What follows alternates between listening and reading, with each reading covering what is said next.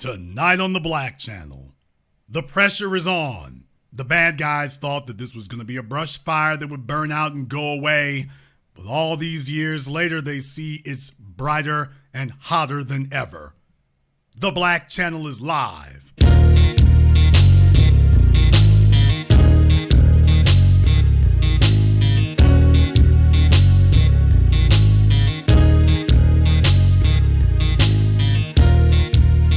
Unapologetic, unadulterated, and absolutely uncompromising. Greetings, brothers and sisters from around the world, and welcome back to the home, the haven, the stronghold, and the everlasting superfortress of intelligent black thought. We are the Black Media. This is the Black Channel. I am your host, your brother, your humble servant, the voice of Black America, the Black Authority, broadcasting to you live from the only historically black college and university of higher education and learning in the cosmos. You are, of course, welcome to join us. And join us you shall, because on tonight's program here, we've got a lot of ground to cover. There's a lot of ground to cover because it pretty much encompasses one big bulbous neighborhood, if you will. So, right now, there are a lot of folks who are feeling the heat. Right now, there are a lot of folks who are worried. Right now, there are a lot of folks who are trying to figure out if they can paper over these things because the idea has remained the same. How do you do nothing for black people and get black people to turn out in large numbers to keep you in office? That's the strategy. That's the plan. That's what it's always been. How do you do nothing for them? So what you then have to do is throw out symbolism. You then have to throw out tokens. You don't put any actual laws, legislation. You sure don't put any indictments. You don't do anything like that. What you do is, okay, after you've done nothing, why, you make a holiday. Oh, here's a monument. See, this came from the federal government. We've acknowledged your existence here. Haven't we done that? That's what the game is now. Symbolism. Oh, here's a Black History Museum in D.C. that actually doesn't do anything for black folk. That's the name of the game now. That they are, we said we wanted tangibles. We said that we demand tangible action, tangible resources. And I told you all, when you asked me, Jason, what are they going to do? I said, they're going to double down on what they've been doing. They're not going to give this up easily. They're going to double down on what they've been doing. Before, we had a holiday with Dr. King. That was the last time that black people were at the height of their powers and abilities in this country. We were burning things up so badly, they passed a holiday for Dr. King. You knew we must have been doing it again because they passed another holidays for black folk. We got 2 holidays on the damn map. No reparations, no empowerment, 2 holidays. And they're like, will this get you out the streets? Will this get you to stop demanding tangibles? Will this get you to stop demanding real substantive, concrete action? And what they found out is hell no. Nobody is waiting for Daddy Biden to show up and pat nobody on the head and come sing a hymn and dance a song, even though he couldn't do it at this point. Nobody's waiting on him to show up. No one's waiting on his endorsement. No one is at their churches hoping that him and Kamala Harris will come by. Kamala Harris is in stark raving fear of showing up anywhere. And Biden just doesn't. So that's where we are today. That's where we are today. And they are in full-blown panic mode, which is what we've been telling you all since the beginning. They're in full-blown panic mode. Because now they're worried that what we told them, when you all asked me about this over 2 years ago, when you said, Jason, but Biden and Harris won, I told you, did they? Are you sure? You take a look at them now. Professor Black Truth has done several videos on this, where we've been saying it the whole time. The Democrats are scared to death right now about that black vote. The black vote is the one they're worried about. They're not sitting there talking about we got it in the bag. They're like, what you talking about? The black vote is up for grabs. We don't have a hold on it. You notice they're not trying that real heavy-handed, trying to separate black men and women this time either. They're worried. Don't worry, they'll try to get around to it, but it won't work. and it's not very effective, so they're just going to tap on it and keep going. They don't know what to do now because they know that we have to remain on message, on code, and consistent. We said reparations, they said monument, which is a slap and the spit in the face of all black people. We gonna get to that. We're gonna get to it. But before we go there, just to show you and reinforce the point that I just made, we gotta take a brief detour.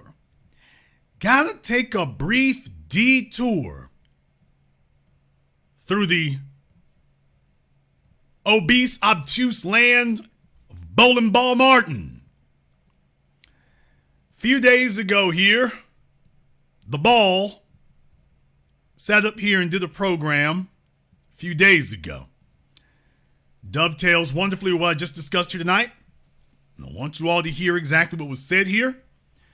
So you can see that if you were asking before what I've been telling you for years, if you want to know who runs the yard now, if you want to know who is in charge of the national narrative, if you want to know who is setting the tone and everybody else is following it, I've been telling you for years.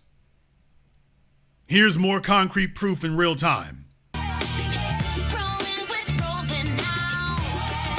Yes, sir. Roland, you might be able to get a refund on this theme song if you hurry. I don't know. The statute of limitations might have passed by now. So, needless to say, he's got this Coleco arcade music playing.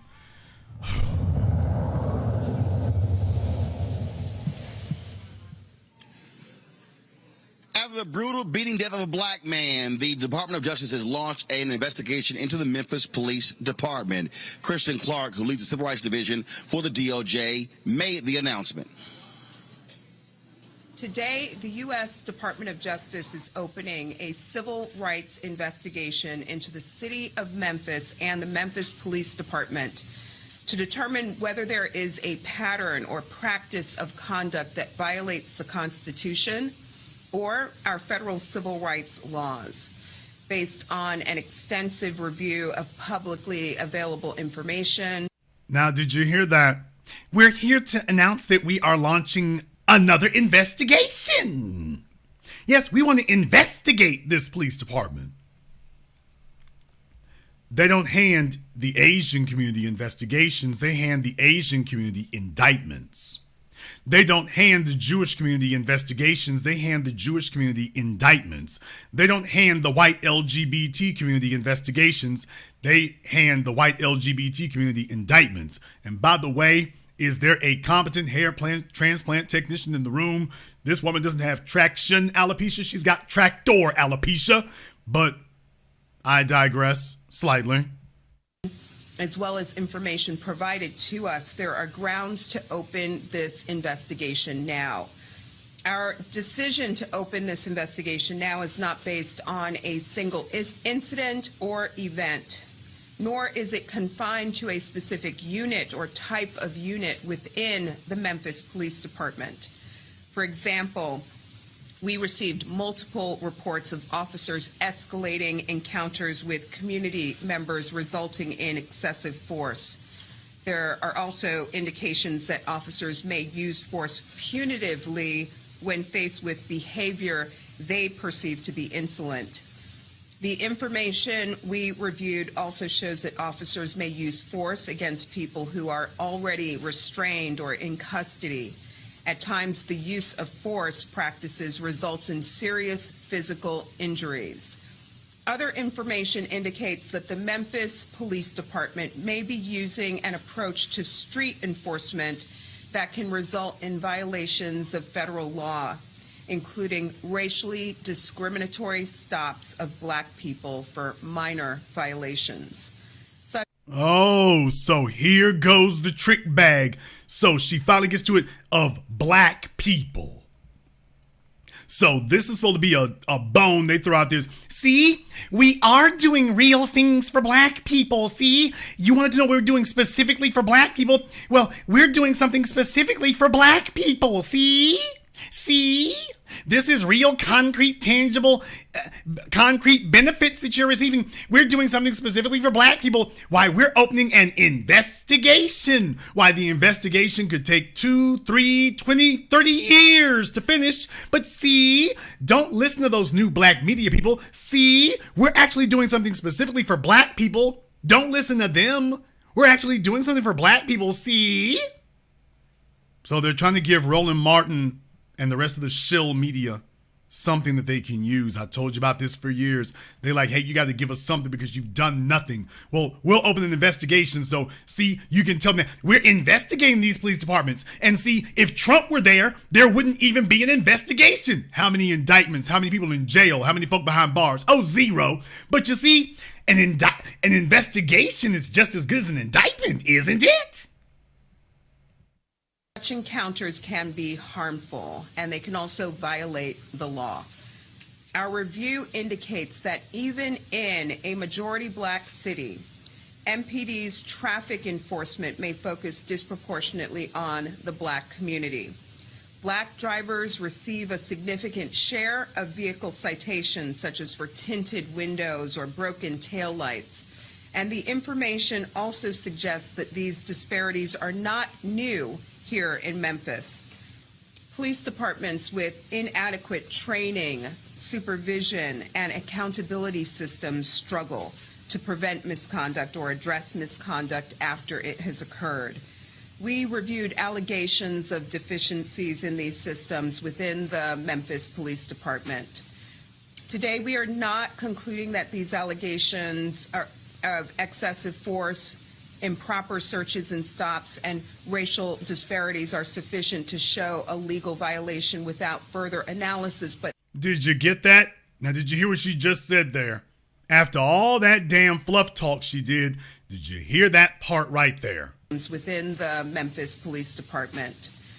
Today, we are not concluding that these allegations are of excessive force, improper searches and stops, and racial disparities are sufficient to show a legal violation without further analysis. You see? So we are not saying that everything I just told you, we're not saying that that constitutes a violation. We're not saying that. So she makes it very clear, oh, we ain't gonna do a damn thing. She's letting you know before she even goes on with the rest of her lying, scamming, and shamming that, by the way, everything we just told you, and we've been getting tons of reports, tons of complaints. We've been getting tons of that, and we've looked through it, and oh yeah, there's nothing we've seen that constitutes a violation yet. We're not saying that we've seen anything that constitutes a violation yet. But, so there you go. After all that damn flim-flamming she was doing, and all that damn lip whipping she was doing, she still tells you, by the way, I'm not saying that anything you just heard from me constitutes a violation. In other words, remember, like the Democrats' WikiLeaks, promise them nothing. Do not make any specific promises. None. Don't make any specific promises. Don't make any specific assurances. Tell them that you feel their pain. You recognize they don't like it, but don't make any specific promises whatsoever.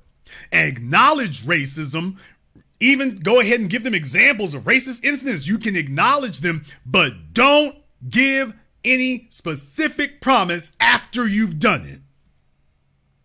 And all these years later, you see this is the standard operating procedure where we're concerned. Oh, acknowledge racism and then tell folks, but something we can do something about? I don't really think not at this time, but this is enough to open an investigation. We can investigate. Within the Memphis Police Department. Today, we are not concluding that these allegations are of excessive force, improper searches and stops, and racial disparities are sufficient to show a legal violation without further analysis, but they do warrant a full investigation. The investigation We're going to launch a full investigation. You should have been doing that for the last 20-something years. You don't need to investigate anymore. There's nothing more to investigate. All the evidence is laid bare. That's why she's prepping you for them to do nothing, which is why she started off the way she did by saying, by the way, even with everything I just said, that doesn't constitute a violation. But it does constitute an investigation. See, isn't that just as good? Improper searches and stops and racial disparities are sufficient to show a legal violation without further analysis, but they do warrant a full investigation. The investigation we announced today will focus on three main issues. First, whether the Memphis Police Department engages in a pattern or practice of making unlawful stops, searches, and arrests. Second, whether the Memphis Police Department engages in a pattern or practice of using excessive force. Okay, patterns and practices. Folks, that's not indictments. Patterns and practices are not arrests. The Memphis Police Department, patterns and practices are not indictments. You can't indict you can't indict the Memphis Police Department. Where does the Memphis Police Department live? The investigations, the complaints were against individuals. The folks are talking about individuals, and she's talking about the Memphis Police Department patterns and practices. So in other words, we want to send them a memo to tell them, naughty, naughty. You should really review your patterns and practices. And third, whether the Memphis Police Department engages in racially discriminatory policing practices with respect to Black residents of this city. Now, when was the last time that somebody from Biden's administration called out, made a press conference to repeatedly say Black people, Black people, Black people? Yeah, the only time they mention Black people is for something that they already let you know they're not going to do anything about. Oh, we just want to investigate to find out if what you're saying is true. At the end of it, ooh, what you said was true. And we have issued a consent decree. We've issued memos. Yeah, the only time that they mention us and only us is in regard to something symbolic that they won't actually take any action on. And she started off letting you know, by the way, we're not going to do anything. Yeah, we've heard you sending us complaints for years. Why the hell haven't you been prosecuting people for years, Kristen Clark? White supremacy's paralegal. The paralegal of white supremacy. She's had years now when she was running her stinking mouth on Twitter talking about what she wished they would do in the government. Now she's there and she's right there with the rest of them. This is white supremacy's judicial bedwench. And in her case, she's the kind who does foursomes with white supremacy. I said it. Who needs Carolyn Bryant when you have Kristen Clark?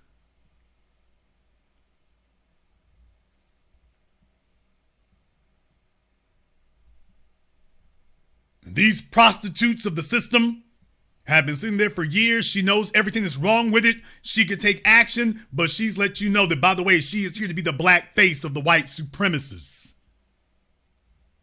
Yes, I said it. And will repeat it. Searches and arrest. Second, whether the Memphis Police Department engages in a pattern or practice of using excessive force. And third, whether the Memphis Police Department engages in racially discriminatory policing practices with respect to Black residents of this city. From one tether to another. All right, folks, let's bring in my panel right now. I'm Dr. Greg Carr, Department of Afro-American Studies, Howard University, joining us out of Washington. All you really had to say was Howard University. Could it possibly be more useless after you said that? Once you said that he's from Howard University, you pretty much said it all, that it's absolutely useless. No point. No point whatsoever. None. But what I want to do is I want to skip forward a little bit here. I want to skip forward a little bit on this program here that they did. Skip a little forward. And by the way, in case you were wondering, it's the one that he had called DOJ investigates Memphis PD, more Trump indictments. Oh, so the Department of Justice can indict somebody. just not anyone that black folk told them to indict. Oh, okay. I want you all to listen to what they had to say next. And if you have been questioning all this with everything else I've been telling you for years, if you've been questioning all this time whether or not they are scared to death, trembling in their boots, scared and worried, this is just another reminder for you. It was probably about, 1 o'clock in the morning. We're at the Flying J. I don't know where in the hell I was, in New Jersey, Pennsylvania. No, it wasn't a Flying J, sir. It was a Krispy Kreme. You know the usual spot. You know what you like. 1 dozen or 2 dozen Bavarian cream-filled extra icing with a side order of chicken wings. Jason, chicken wings at a Krispy Kreme? Are you sure they even do that? When Roland Martin comes rolling through, that's exactly what they do. What? Just wanted to make sure you all knew exactly what was on the menu. So, Roland, stop it about no damn truck stop. You know where you were. Damn! And some brothers, 3 brothers who stopped me, Greg. Two guys who were, one was a cab driver, one was a trucker. There's another trucker. And there's one dude, he's like, man, I want to know why won't you debate Jason Black? I was like, why in the hell would I debate that fool? No, the better question is, why would I debate you? I've crushed you years ago. There's not much to debate, but Roland didn't like that. Yeah, folks run up on him in public and say my name. Ain't nobody ever run up on any of y'all in public and said Roland's name. None of you have ever gone anywhere and somebody, hey, what about Roland Martin? You ain't never heard that. Roland can go places and hear my name. We go all over the world. We ain't heard Roland's name anywhere. The only time I hear Roland is for my synthesizer keyboards. You can look those up. It's a company called Roland, but it ain't Roland Martin. So needless to say, Roland is very, very upset about that. Very, very angry. Life is not good. This is a contrast. When I hear these people, I had a dude who came up to me the other day when I was driving back from the OTC, the Richard T. Golf Classic. It was probably about, 1 o'clock in the morning. A golf classic, nigga, it needed to be a treadmill. Obviously, you need to walk around the back 40 or the back 9 about 13, 14 times. We're at the Flying J. I don't know where in the hell I was, in New Jersey, Pennsylvania. And some brothers, 3 brothers who stopped me, Greg. Two guys who were, one was a cab driver, one was a trucker. There's another trucker. And there's one dude, he's like, man, I want to know why won't you debate Jason Black? I was like, why in the hell would I debate that fool?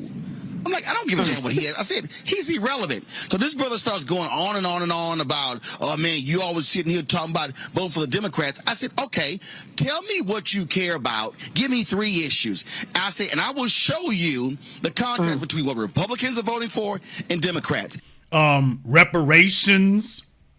We can start with that one right there. We can start with reparations. Let's start there. We can just, when you say reparations, tell me what the difference is between the Democrats and Republicans. Second of all, indictments, not investigations, not talk. The Republicans got talk too. Let's talk about, if you want to talk about the judicial system, we're going to discuss indictments of police officers, prosecutors, and judges. Let's discuss indictments. Far as I've seen, the Republicans and Democrats are on the same side of everything. Where's the difference between the Republicans and Democrats when it comes to indictments? Yes, you can discuss hate crime legislation. The Asians got something, black folk got nothing. If they figured out a way to give other folks specific things, show me the difference between the Democrats and Republicans there. Show me any difference. I said, take the D and the R off. Let's focus on how they're voting. He goes, white supremacy is one. I said, when Jamal Bowman had a bill to get rid of white supremacists in the military and the military and the cops, I said, all Democrats voted for it. All Republicans except one voted against it. That is not what the hell you talking about. The white supremacists in the military. How many of y'all have been going to Safeway or Food Lion and some white supremacists in the military was your problem? Boy, I'm telling you, sure would be better. We get rid of these white supremacists in the military. Who in the hell? White supremacists in the military. How many white supremacists in the military are sitting out here victimizing you all and vexing you all as citizens? How much of that is happening? Furthermore, what the hell are you going to legislate on that for? Because as long as they don't sit up here and say that they're white supremacists, what you going to do? Nobody is showing up to the Met station with their double lightning bolts in 88. Nobody's doing that. That's symbolism. We want to get rid of white supremacists in the police department. First of all, that's not what he was trying to do. But second of all, how are you going to do that? Once again, if they don't declare that they are white supremacists, what are you going to do? The other problem is, the problem isn't identifying white supremacists in either the military or the police department. What are you talking about doing about them? Where are the indictments? Where are the punishments? Where are the prosecutions? All of us can identify the white supremacists in the military. All of us can identify the white supremacists in the police department. All of us can identify them. What are you going to do about the white supremacists in the military and the police department? Now that you're not going to hear a word or a syllable about from Roland Martin, even after you knock the damn cruller out of his hands. I said, when Jamal Bowman had a bill to get rid of white supremacists in the military and the military and the cops, I said all Democrats voted for it, all Republicans except one voted against it. I said, so how in the hell are you going to have a conversation with me about Republicans and Democrats? Then he mentioned, well, I don't like what DeSantis is doing. I said, let's see. Who voted for what DeSantis is doing? Republicans. Who opposed the Democrats? I said, so what are we talking? The Democrats are not opposing it. That's a lie. The Democrats are not opposing it. The Democrats are giving speeches. Because this is a political football for them. The Democrats are not opposing it. The Democrats are giving speeches. Kamala Harris gave a speech. They didn't offer the Asians a speech. That's why nobody's targeting them, because they know the Democrats and Republicans are both on the same side against black people. And so is Roland Martin. He's on their side against black folk as well. But the Democrats are not trying to do anything. The Democrats are not demanding a special legislation. The Democrats are not launching lawsuits. The Democrats are not launching lawsuits. They're not filing injunctions. The Democrats aren't doing any of that. So you got to understand, and Roland knows he's lying. He knows he's misleading. He's just hoping that the rest of you are not informed enough to understand where the lie is. The lie is that the Democrats have given speeches. Show us the legislation, show us the prosecutions, show us the injunctions, show us the lawsuits, show us what they're doing about it. Are they moving every lever of power? Show us what they're doing. That's why I need you all to be up to speed on to ask that question. What are they doing? And he's going to tell you they're giving a speech. He said, no. Where's the legislation? Where are the prosecutions? Oh, well, that doesn't require a filibuster-proof majority. That doesn't require you to be president. That doesn't require you to be governor. So if they wanted to do something, they'd be doing it. The whole idea is to tell you and me, oh, well, don't worry, we hard at work out here. Y'all just don't understand what we doing. It's just so hard out here for a pimp. Democrats voted for it. All Republicans except one voted against it. I said, so how in the hell are you going to have a conversation with me about Republicans and Democrats? Then he mentioned, well, I don't like what DeSantis is doing. I said, let's see. Who voted for what DeSantis is doing? Republicans. Who opposed the Democrats? I said, so what are we talking about? And I thought, like I was dead tired, but his ass got me wide awake, and I licked to his ass. I said, y'all keep talking to those stupid ass people out here who know nothing. I said, and y'all want to say somebody is shilling. I said, well, no, I'm advocating for black people. And if I'm advocating for black people, I can say, a Biden-Harris Department of Justice is going to be far more aggressive in going after cops, putting wardens and correctional officers in jails than a Republican DOJ. I said, excuse me. Who are the police officers that the Biden Justice Department has put in prison? Who are they? Oh, they going after corrections officers. First of all, who are the ones you're referring to? Notice he ain't gonna name any names. Who are the ones you're referring to? Second of all, they've been putting corrections officers and police officers are not the same thing, to those of you who don't know. Corrections officers and police officers are not the same thing. The only time they've lifted a finger is when somebody's already got a successful civil suit being prosecuted. This fella sitting up here talking about corrections officers. Who is the warden? Who is the prison warden that Joe Biden's Justice Department has prosecuted? Who's the prison warden that Joe Biden's Justice Department has put in prison? What's the name?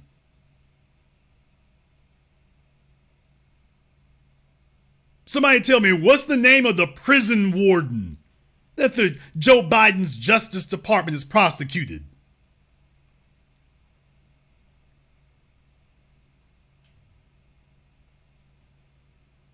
I just Googled it right now. There's a story from March 2023 from the Department of Justice's website, justice.gov. Former federal prison warden sentenced for sexual abuse of 3 female inmates.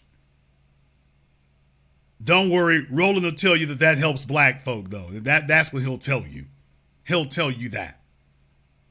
So just understand, Roland's going to sit here and lie if you allow him. Tell him, oh, no. Say the names. Who are you referring to? So Roland is doing what they always do, where you see, they got the wardens. That helps black folks when you think about it. So this is the same game, the same playbook, the same mess they've been doing the whole time. Nothing has changed. When you call him out, you got him dead to rights. He's just going to start babbling off a bunch of irrelevant detritus. That's all he's going to do. It will not be anything you haven't heard. It's not going to be anything you don't know. That isn't what it's going to be. He's not saying names. He's not naming places. Some corrections officers, he ain't saying who that is. And our problem isn't corrections officers. And the other thing is, show us the folk in prison, show us the folk in jail, show us the indictments. Oh, we ain't got none. He can show you the investigations. If you pin him down on it, he's going to tell you, oh, well, they're opening an investigation. Trump wouldn't open no investigation now. See, if Trump was still in office, you wouldn't even have an investigation in these wardens and parole officers. You wouldn't even have that. It wouldn't even be like that. So, see, we wouldn't even have an investigation to find out what's going on. We already know what the hell is going on in these prisons. Who's getting locked up? Who's getting prosecuted? Who's getting life sentences? Nobody. Nothing. I said, and y'all want to say somebody is shilling. I says, well, no, I'm advocating for black people. And if I'm advocating for black people, I can say, a Biden-Harris Department of Justice is going to be far more aggressive in going after cops, putting wardens and correctional officers in jails than a Republican DOJ. I said, it ain't hard to look at. I said, but y'all are so stuck on stupid because you want to hate Democrats. I said, we can kick their ass and hold them accountable. I said, but what I'm not going to do is act like they're not trying to do something about rogue cops. Absolutely. And he just sat here and couldn't tell you a single thing that they're doing about, quote, rogue cops. I'm not going to act like they doing nothing about rogue cops. Meanwhile, he literally just played Kristen Clark saying, we're not going to do anything. We want to investigate the Memphis Police Department, even though she acknowledged at the beginning of her little whiny ass rant that, oh, we've been getting complaints about police officers, but we haven't indicted anybody. We haven't investigated the officers. We're not doing that.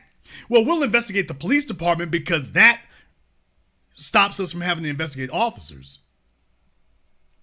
That alleviates us of having to target officers. Because you see, when you go put some cops in jail, next thing you know, you see the whole town starts to get quiet. You don't stop white supremacists by passing a law. We already got laws against them. You stop them by indicting them. You stop them by jailing them. You stop them by prosecuting them and giving them 20, 30-year sentences. That sends the message to the others. Whoa, okay, it's too hot. Too hot over here. Better pull back on the bull jive. If you were in some dirt, you better quit. If you are a white supremacist cop, you better act like you're not one. So that's the game that Roland is trying to play. That's the one he's trying to play here. So he'll sit up there and babble, completely vague, no specifics. And if he does give you a specific, it's not anything that specifically helps black people. Furthermore, it's not part of standard practice. He'll go find some cherry-picked exception to the rule. Meanwhile, we're sitting up here rattling off names. Breonna Taylor, Eric Garner. We rattling off names all damn year of folks that got it on video and they've done nothing about it. And then he's telling you, I'm not going to act like they're doing nothing about road cops. Then he immediately tells you, but they've done nothing about road cops, by the way. And did nothing about that. Yeah, but remember now, okay, remember the enemy ain't Biden. The enemy is Trump now, remember? You gotta keep that in mind. Biden ain't the enemy now. Y'all don't understand. You can hate Democrats all you want to, but remember, Biden ain't the problem. Trump the problem. Remember, if we gonna get neglected, it's better to get neglected by Biden than Trump, right? It's act like they're not trying to do something about road cops. Absolutely. Well, first of all, let's just, of course, take note of the fact that even in the wee hours of the morning, black people feel like they can roll up to you in the middle of nowhere and get into an argument about news. That is the value of black news media platforms. All people know you for them, even when they think they disagree. That's first of all. Greg, it was something too, because he was sitting here and then he was like, well, it's a whole lot of stuff you say that ain't right. I said, name 2 or 3. I've been driving 13 hours. I said, some bitch, I've been up 30. I said, I've been up 30 hours. Come on. I told him, I said, y'all, Roland Martin and his pre-diabetes, that nigga can't stay up for more than 5 or 6 hours at best. Please. 30 hours. His hypoglycemia would have kicked in by then. If you don't quit, Roland, the only thing you've ever done for 30 hours is sleep or eat.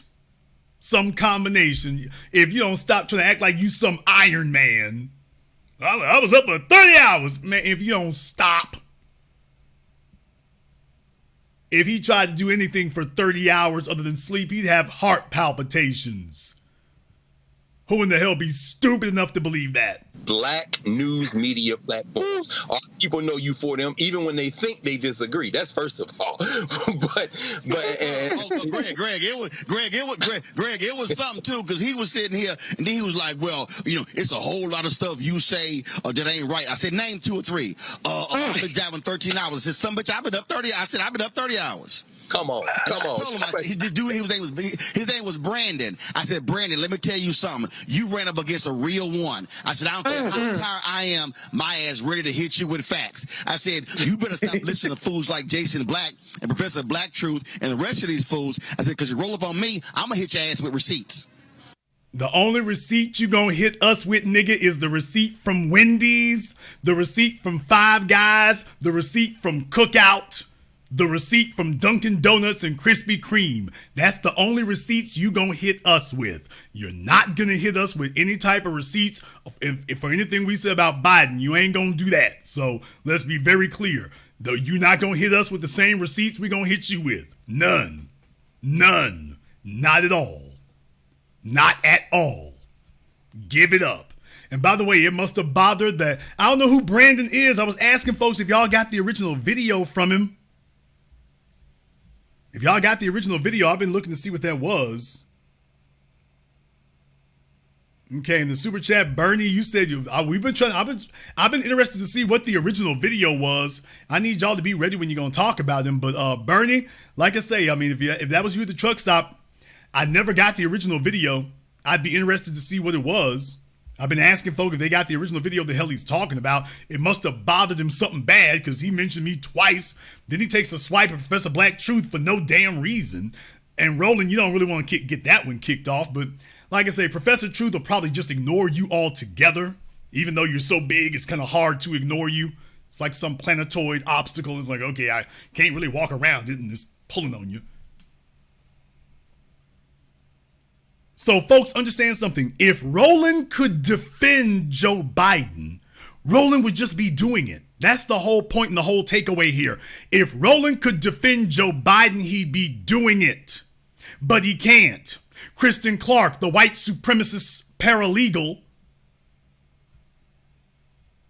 Kristen Clark was the one who closed the case on Emmett Till, refused to prosecute Carolyn Bryant. Never forget, Roland Martin starts off playing her. She doesn't take action on anything. She sits back and observes.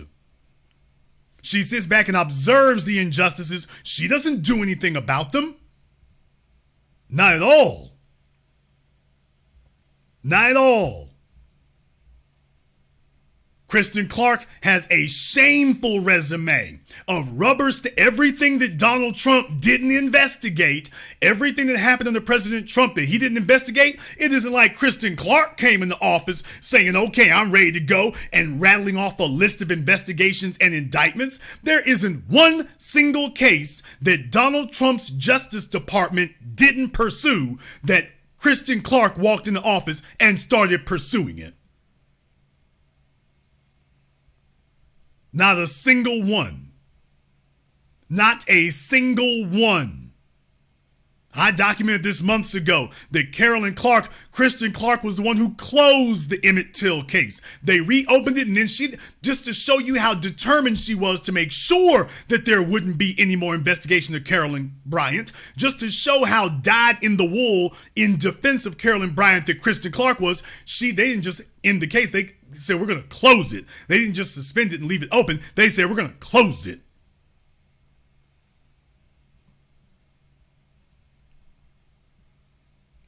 So she made sure that when she got to the Justice Department that she became the defense attorney for Carolyn Bryant. You all remember I tackled this months ago. She became the defense attorney for Carolyn Bryant. Notice Roland ain't saying a word about that now, is he? Roland didn't mention a word about that, did he? Or Breonna Taylor, or Tamir Rice, or Eric Garner. Kristen Clark has rubber stamped all of those. Folks, this is real simple. You got to be ready for this. Show us one indictment that the Trump Justice Department refused that Kristen Clark and the Biden Justice Department prosecuted and jailed somebody over. Show us one.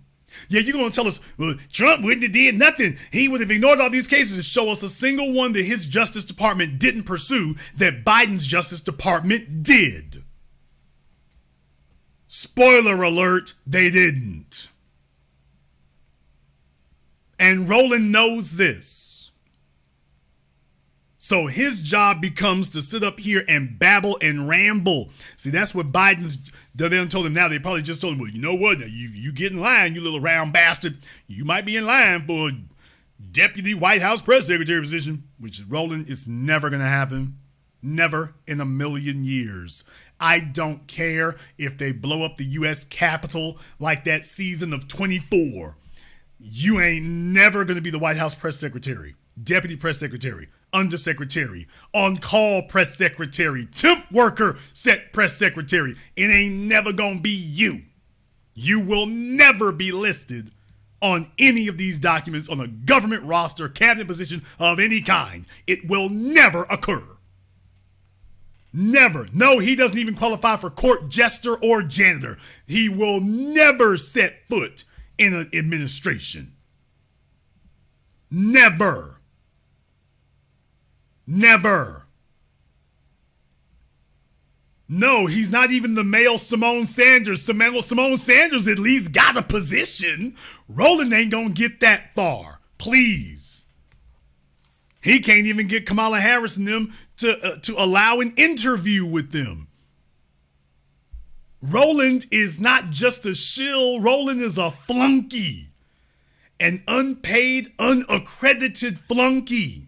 They don't even have to acknowledge his existence. You notice he's not bringing up Emmett Till. He don't want to talk about that because the next thing you got to ask is, by the way, what did they ever do about that? Then you have to mention, oh, by the way, Biden's White House Justice Department that you sitting up here trying to cheerlead for, they were the ones who let Carolyn Bryant off the hook and said the case is closed.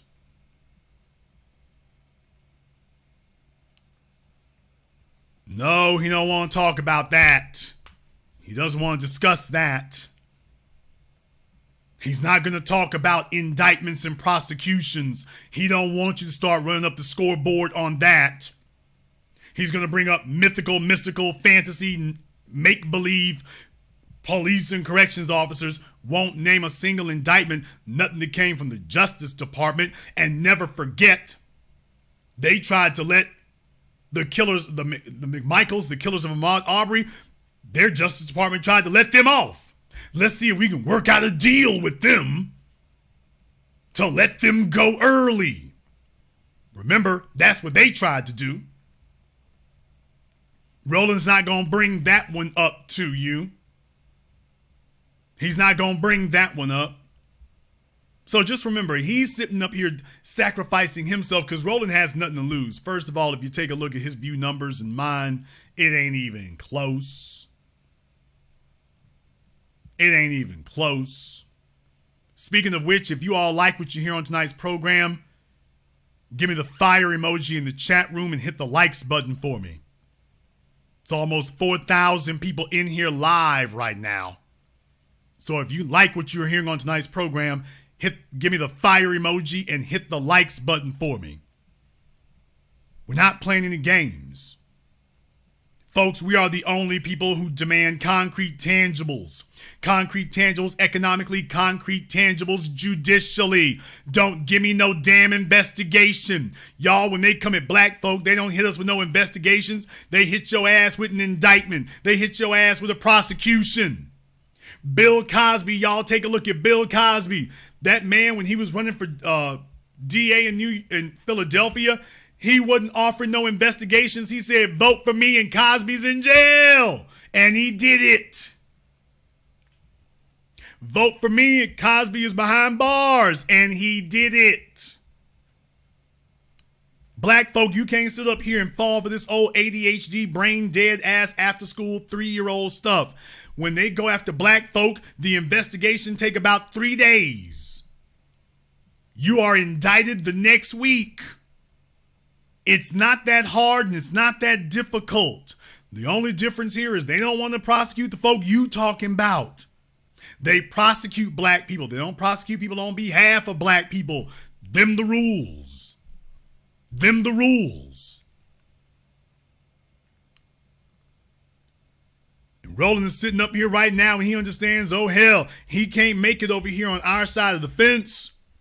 He tried that. Remember, I talked about that before. He was trying to talk like he was like the Black Channel. You would have thought he was one of us. Roland ain't trying to fix nothing in that regard. He ain't trying to do that. No. Roland know he can't make it over here. That's why he's complaining. He goes to places. Folks hit him up about us. Nobody's hitting us up about him.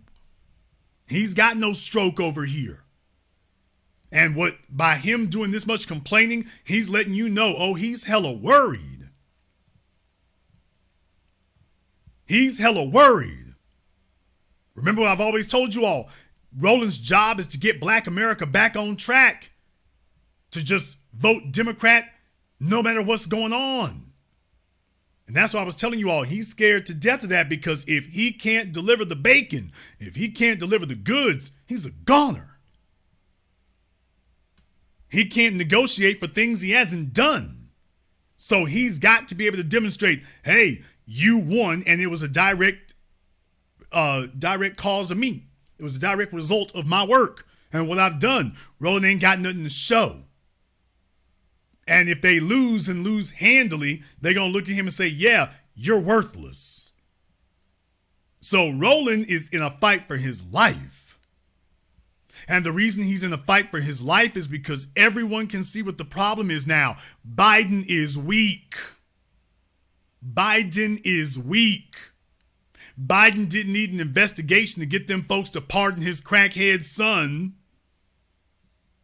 Biden is weak. And everyone sees it. There's blood in the water and everyone sees it. Biden is weak. He's vulnerable. That's why you got so many Republicans who want to run for president now, because they see the guy in the White House is weak and vulnerable. He doesn't have the wide support of the nation, and he doesn't have the unified support of black people. He doesn't have it. Ron DeSantis isn't worried about getting the black vote. He knows he can't get it.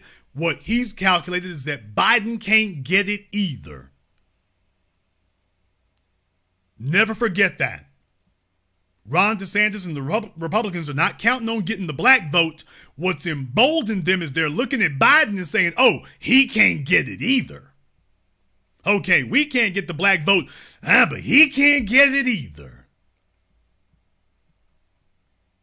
He can't get it either. He's vulnerable. I think I can take him.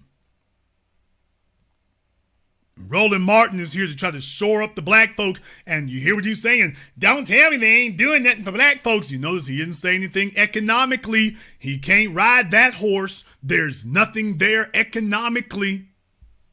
There is no black Marshall Plan. There's nothing there economically. He can't name a single thing. See, we're coming to an election year. He can't name a single program, can't name a single thing he can point to and say, yeah, this is what we've done for the people. You notice he can't do that one. It ain't there. So he's trying to take you to symbolism. Well, there's investigations. He didn't play that thing from Kristen Clark for nothing. He played that I'm explaining to all of you that that's symbolic, but that was the meat and potatoes of what he had to offer. Now that you listen to me, you understand, that's symbolic because you all understand the trick language and the trick tactics that they use. But now you all know after listening to me for a decade, oh no, that's trick bag language. She's not offering anything. That's all symbolism. Where's the tangibles? An investigation is not tangible. A prosecution and a successful prosecution is tangible. They successfully prosecute black folk every day. So folks, they're worried. They're scared. Whole lot of folks are worried right now. And they should be. Whole lot of folks are worried. The White House is giving Roland Martin and everybody else they can think of the phone call. Hey, you got to come get together. We've only got a little over a year.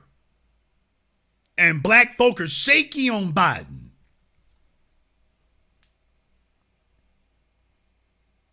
We only have a little over a year and black folk are shaky on him. That's not going to do. We got to get them on board. We got to get them behind us. The situation is too damn questionable. They got to get behind us.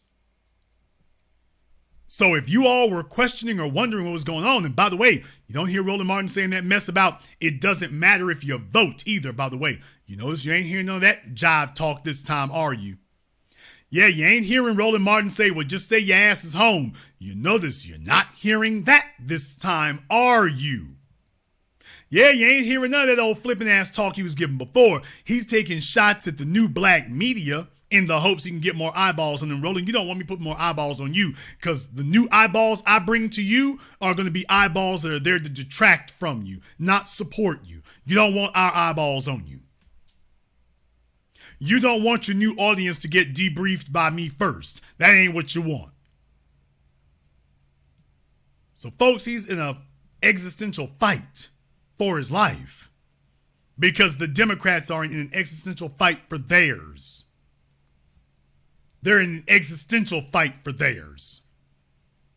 And they're trying to run the same damn playbook. So they sent Roland out to say, okay, here are your symbolic benefits. Here's a holiday. I want y'all to understand, I said all of this when it was happening. I said, just understand what they're going to say. They're going to, when you ask, what did Biden do? What were the concrete tangibles that Joe Biden gave to black folks, specifically the black folk? I told y'all when it happened. They're going to say Juneteenth. They're going to say a monument. They're going to say Black History Museum. They're going to say all these symbolic things. That's what they're going to tell you. Well, we're offering you a holiday. I warned you all when it happened. I'm warning you again. I'm reminding you. That's what they're going to say. When we come back next year and say, okay, Biden's done nothing tangible for black people. Yes, he did. Juneteenth, health care, statues. And all the idiotic ass church folk are going to sit there dancing a jig for it. However, you might feel differently. You just might, although I can't imagine why you would. Therefore, the telephone lines are now open. The number is 646-787-1933. That's 646-787-1933. Your personal access code to the blackest radio program in existence, the only relevant black media platform for news and insight that you will receive nowhere else. Even our enemies are discussing us on a daily basis. He couldn't just go ahead and blow that off and let it go because he knows that we're relevant and what we say matters. That's why he said, y'all can keep listening to Jason Black if you want to. Yeah, because they're not listening to you.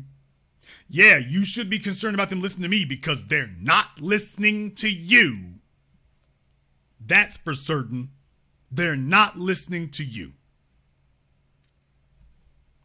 We're going to go ahead and take a very brief commercial, non-commercial break. Before we do, I want to thank everyone, and I do mean everybody, who has contributed to support tonight's program on PayPal, CashApp, Super Chat, Venmo. My man Black Voltron on deck tonight here, brother. We appreciate your support as always. We appreciate that. Also, Jocelyn Bryant, thank you for your work tonight, Jocelyn. We appreciate that.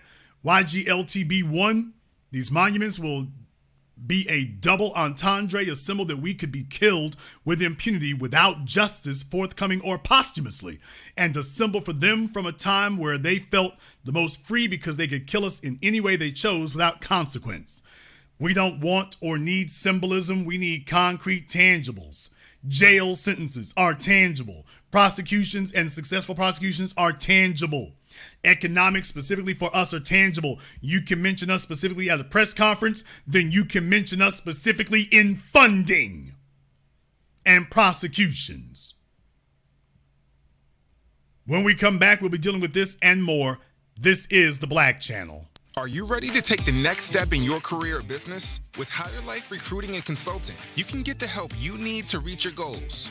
Our experiences span multiple industries, giving us the ability to source top talent across various fields. We specialize in STEM and high-tech industries, but we are equally adept at recruiting and professional services. Our services include career consulting, resume writing, LinkedIn consulting, interviewing, lead generation, sourcing, and talent mapping. Follow us on Instagram at Get Higher With Us. Having computer problems? Is your PC or Mac running slow? Need help building a gaming PC? Having problems with your Apple or Android device? Call or text Fix Too Fast. We can fix common and uncommon computer software issues remotely, anywhere, nationwide, from the comfort of your home or business. Are you having hardware issues with your PC or Mac? Ship it to us and we will ship it back fixed. Call 1-877-412-9890 or text 513-440-1646 to speak to a technician. Please visit our website at www.fixtoofast.net. A white supremacist assassin seeks revenge. Corrupt FBI agents with evil intentions. Dangerous black collaborators dedicated to treason. Occam Jeffers must defeat them all and somehow survive. One misstep and he's a dead man. Join Occam Jeffers as he looks the devil in his blue eyes and tells him, Black first. A sequel to the underground hit War of the Heart, Spirit of 1811 Publishing presents God Love Us, on sale at Amazon. Pre-order and save today. Visit spiritOf1811publishing.com and show your love. More Threads. A brand owned by a descendant of Black American freedmen was created to uniquely address Black American history and contributions that have been intentionally hidden and suppressed. Use their apparel and more to learn and share the Black American history of Black inventions, heroes, towns, Black business districts, and more. Sign up and support not only a Black-owned business, but a movement at www.morethread.co.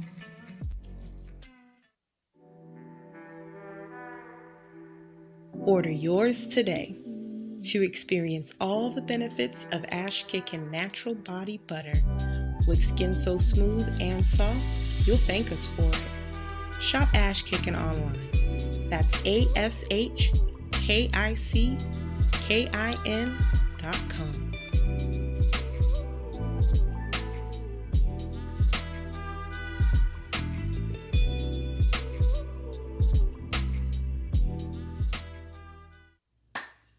Hi, this is Brenda Starr, creator of Poetry with a Purpose and author of the book Pressed But Not Crushed. Pressed But Not Crushed is an anthology of political poems that address current and historical issues in American descendants of slave population and African American population. The book describes slaveries and its residuals, Jim Crow segregation, social depredation, and other relevant issues to American descendants of slaves and African Americans, including the current political climate that does not address our issues.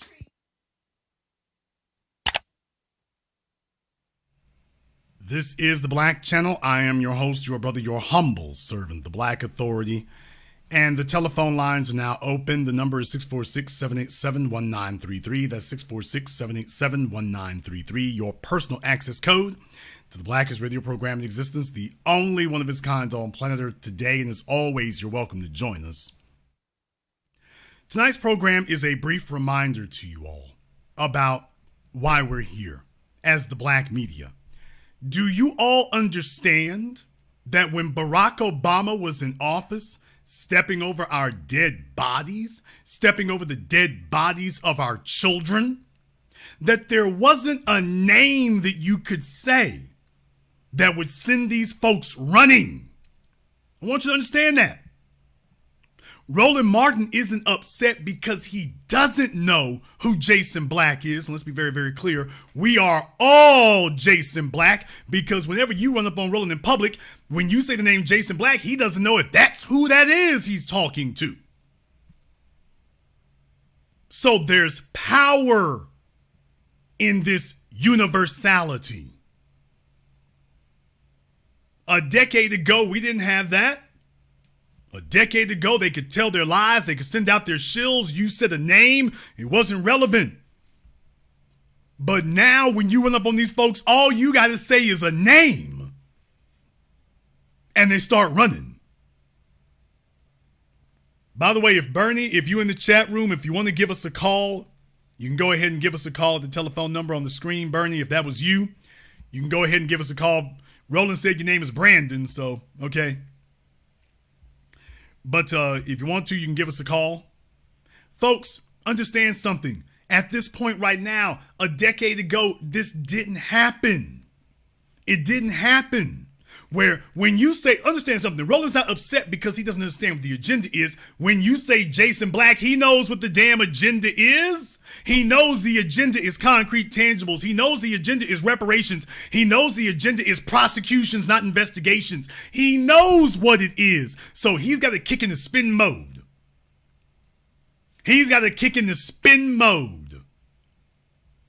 and tell you, well, what Jason talking about, that's not really what you need. As a matter of fact, if you think it's what you need, well, Biden's already doing that. You just don't notice. Why, Biden is already doing it. Y'all just silly and don't notice it. So I want you to get what I'm talking about here. This is a level of power that heretofore we hadn't had before. Where you can say a name and everyone knows what the agenda is. When you can say it to media figures and they know what the agenda is.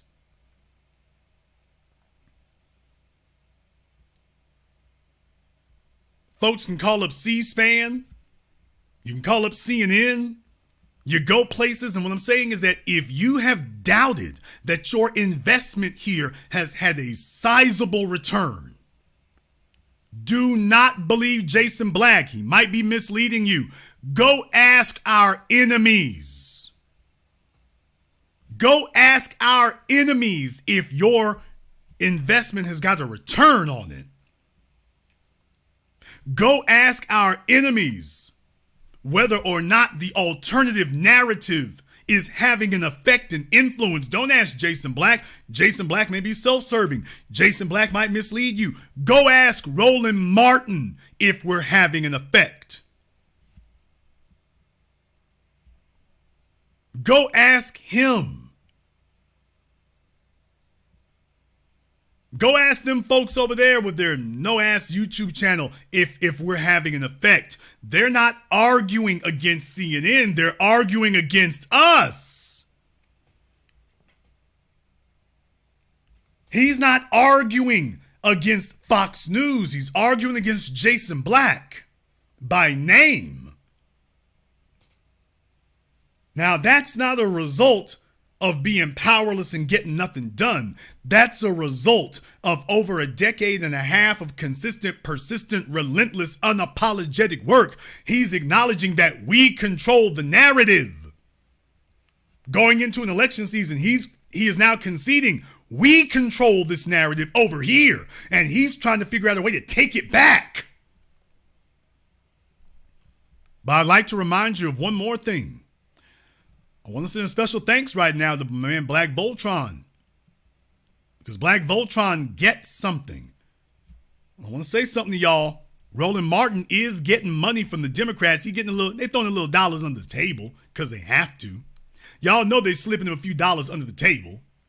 If they ever do a Senate investigation, you'll find out that he's their little point man. He's their little Napoleon complex little flunky. So they didn't slid him a couple of dollars under the table to mislead us. I want y'all to understand that these big corporations and whatnot, they invest in individuals like this. They don't just give lip service. They give real service. I want you all to understand that if you want a media platform that pushes back and has the ability to do that, I want to thank the folks who have actually understood that we can't operate on lip service here. White supremacy passes the hat and funds everything they got. Van Jones got $100 million from Jeff Bezos, $100 million, and you ain't seen nothing he's done with it. You've seen nothing he's done with it. How can that be? How can that be?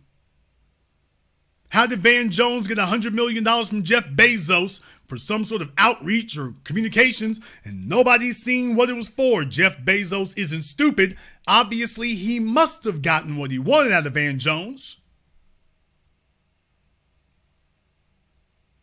He must have gotten something. So what was it he got? And I'm just letting y'all know, whether it's Kyle Rittenhouse or Roland Martin, white supremacy passes the hat. White supremacy does not have their people out here living on bread and water. They paying for Roland to go tour in various places. I know all he's really doing is hitting up the restaurants, but they pay for theirs, folks. I want to send a shout out here to Mark B, Devin, Sydney, Mr. Ushery, Ryan. Folks, this is just a reminder. For those of us in the new black media, if you're wondering whether or not you've gotten a return on your investment, ask Roland. Ask Roland, because it would have been worthless if here's the real thing. If you ran up on Roland at a Waffle House while he was merrily stuffing his jaws with gravy and biscuits, if you said to him and said, why didn't you ever debated Carl Jenkins? Carl Jenkins, who is that? Well, he got a YouTube channel. Okay, well, I don't know who that is. That would be the response. Whoever is investing in Carl Jenkins isn't getting anything for their investment. Hey, why ain't you debated Jason Black? He eating your damn lunch, whatever little scraps is left. And Roland immediately starts pushing back, immediately starts yelling, probably lying about what he said, because just like Khalid Muhammad, don't nobody believe that Roland Martin tried to buck up on Khalid Muhammad. Not at all. Dr. Khalid, no, that ain't never happened. Never would happen.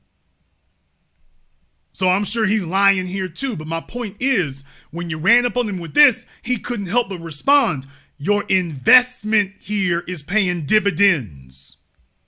We're not just some people yelling into the wilderness. We're not just some defunct hashtag. We have real world effects. How can you say that? Jason Black, top of my Twitter page, been there for years to show you we about that business. When I bought those billboards for reparations, don't you understand that has a cumulative effect over years? The issue isn't integration and symbolism and pats on the head and showing up in our damn church. The issue is concrete tangibles. Justice for Breonna Taylor is not a holiday and a statue. Justice for Breonna Taylor is prosecutions. You've gotten a return on your investment. Amber Geiger is in prison today as a return on your investment. That's what Roland Martin is scared of, because if the standard becomes prosecutions, jailing, concrete, tangible economics, if that becomes the standard, Roland goes down in flames because he knows he can't do any of that. And he's not going to take them to task over it because he's already gotten his few crumbs off the table. Taking a look over here on Blog Talk right now. Let me see. I got caller from area code 954. Is this Bernie? Yes, this is Bernie. All right, Bernie. Well, I guess it's Bernie and not Brandon. So let's go Brandon. But in any case here, so you said that you're the guy who confronted Roland at the truck stop? Yes, sir. So, first, well, by the way, was he eating anything at the Yes, time? sir. Was he eating anything at the time? No, actually, he was walking out. It's a funny story, but did he say that he bucked up at me? No, well, he didn't say necessarily that he bucked up at you, but definitely that he shut you down. Wow. Okay, so what happened was I pulled up to the truck stop. I was getting some fuel. I had a late run. I walked in the store. As I was walking to the cashier, because I was about to check out, I saw him. He gave me a head nod, but on his shirt it said Roland Martin. So I went to the cashier. I was like, "Is that really Roland Martin?" Hold on. And she was Hold like, on. "Yeah." First of all, you got a ticking going on back there, so I don't know if you got your turn signal on or not. But you're telling me. Sir, I'm sorry. I had my four ways on. You're telling me that you saw Roland in the truck stop, and he had a shirt on that said Roland Martin. Yeah, it's white. Yeah, the white shirt with whatever that little and his symbol or whatever that he has on his show, where he had his whole name spelled out. Yeah. So he had a white shirt on. Roland is so famous that he's got to wear a shirt that says his name. I guess so. All right, I just wanted to make sure we didn't miss. So. I just wanted to make sure we didn't trip over that detail. But Roland is so famous, he has to have a shirt. Could y'all imagine Tom Cruise with a shirt that said Tom Cruise? Could you all imagine Dwayne Johnson? Yeah, could you imagine Dwayne Johnson with a shirt that said The Rock? Could you imagine that? So, first thing right here, yeah, Roland, you're so relevant, you're so well known, you're so famous, you're so infamous that, yeah, you need a t-shirt with your name printed on it, just in case no one knew who it was, which they won't. All right, what happened after that? Okay, so I go out the door, and I'm like, he had his back turned getting in the car. And I was like, "Excuse me, sir." I'm like, he turned around. I'm like, "Roland Martin from YouTube?" And he was like, "Yes." He went to reach my name. He went to reach for my hand. I'm like, "You blocked me on Twitter." And he was like, "Well, why did I block you? It must have been because of a bad word." I'm like, "No. What it was I was asking you why you wouldn't debate Jason on this show." And he was like, Jason Black. And he kind of looked like, "Oh, shit, here we go." So I was like, "Well, yeah, because you blocked me." And all I was asking you was, it was, I forget which broadcast it was, but I went over there and I was like, I dropped a few tweets. "Why don't you go debate Jason Black, stand up for yourself?" Just me saying that turned into like a 40, 45 minute to an hour conversation. That's strange. He didn't make it seem like he was there that long, so okay. No, because I was late I'm a trucker. I was late for my delivery because he kept talking and rambling. He made it seem like, well, one thing he was saying, "Well, you don't show your face," or whatever, or whatever the fuck that has. I apologize. Whatever that has to do with the point. And I also mentioned Professor Black Truth. He totally denied who that was. Yeah, okay, yeah, because he doesn't, like I said, that's coward. First of all, let's be very, very clear. That fat bastard was on the run from me a year ago. Let's be very, very clear about it. That fat bastard was on the run from me a damn year ago. I'm all over the damn Superdome like Ice Cube in that song, I Want to Kill Sam. It seemed like he got the whole country behind him, so it's sort of hard to find him.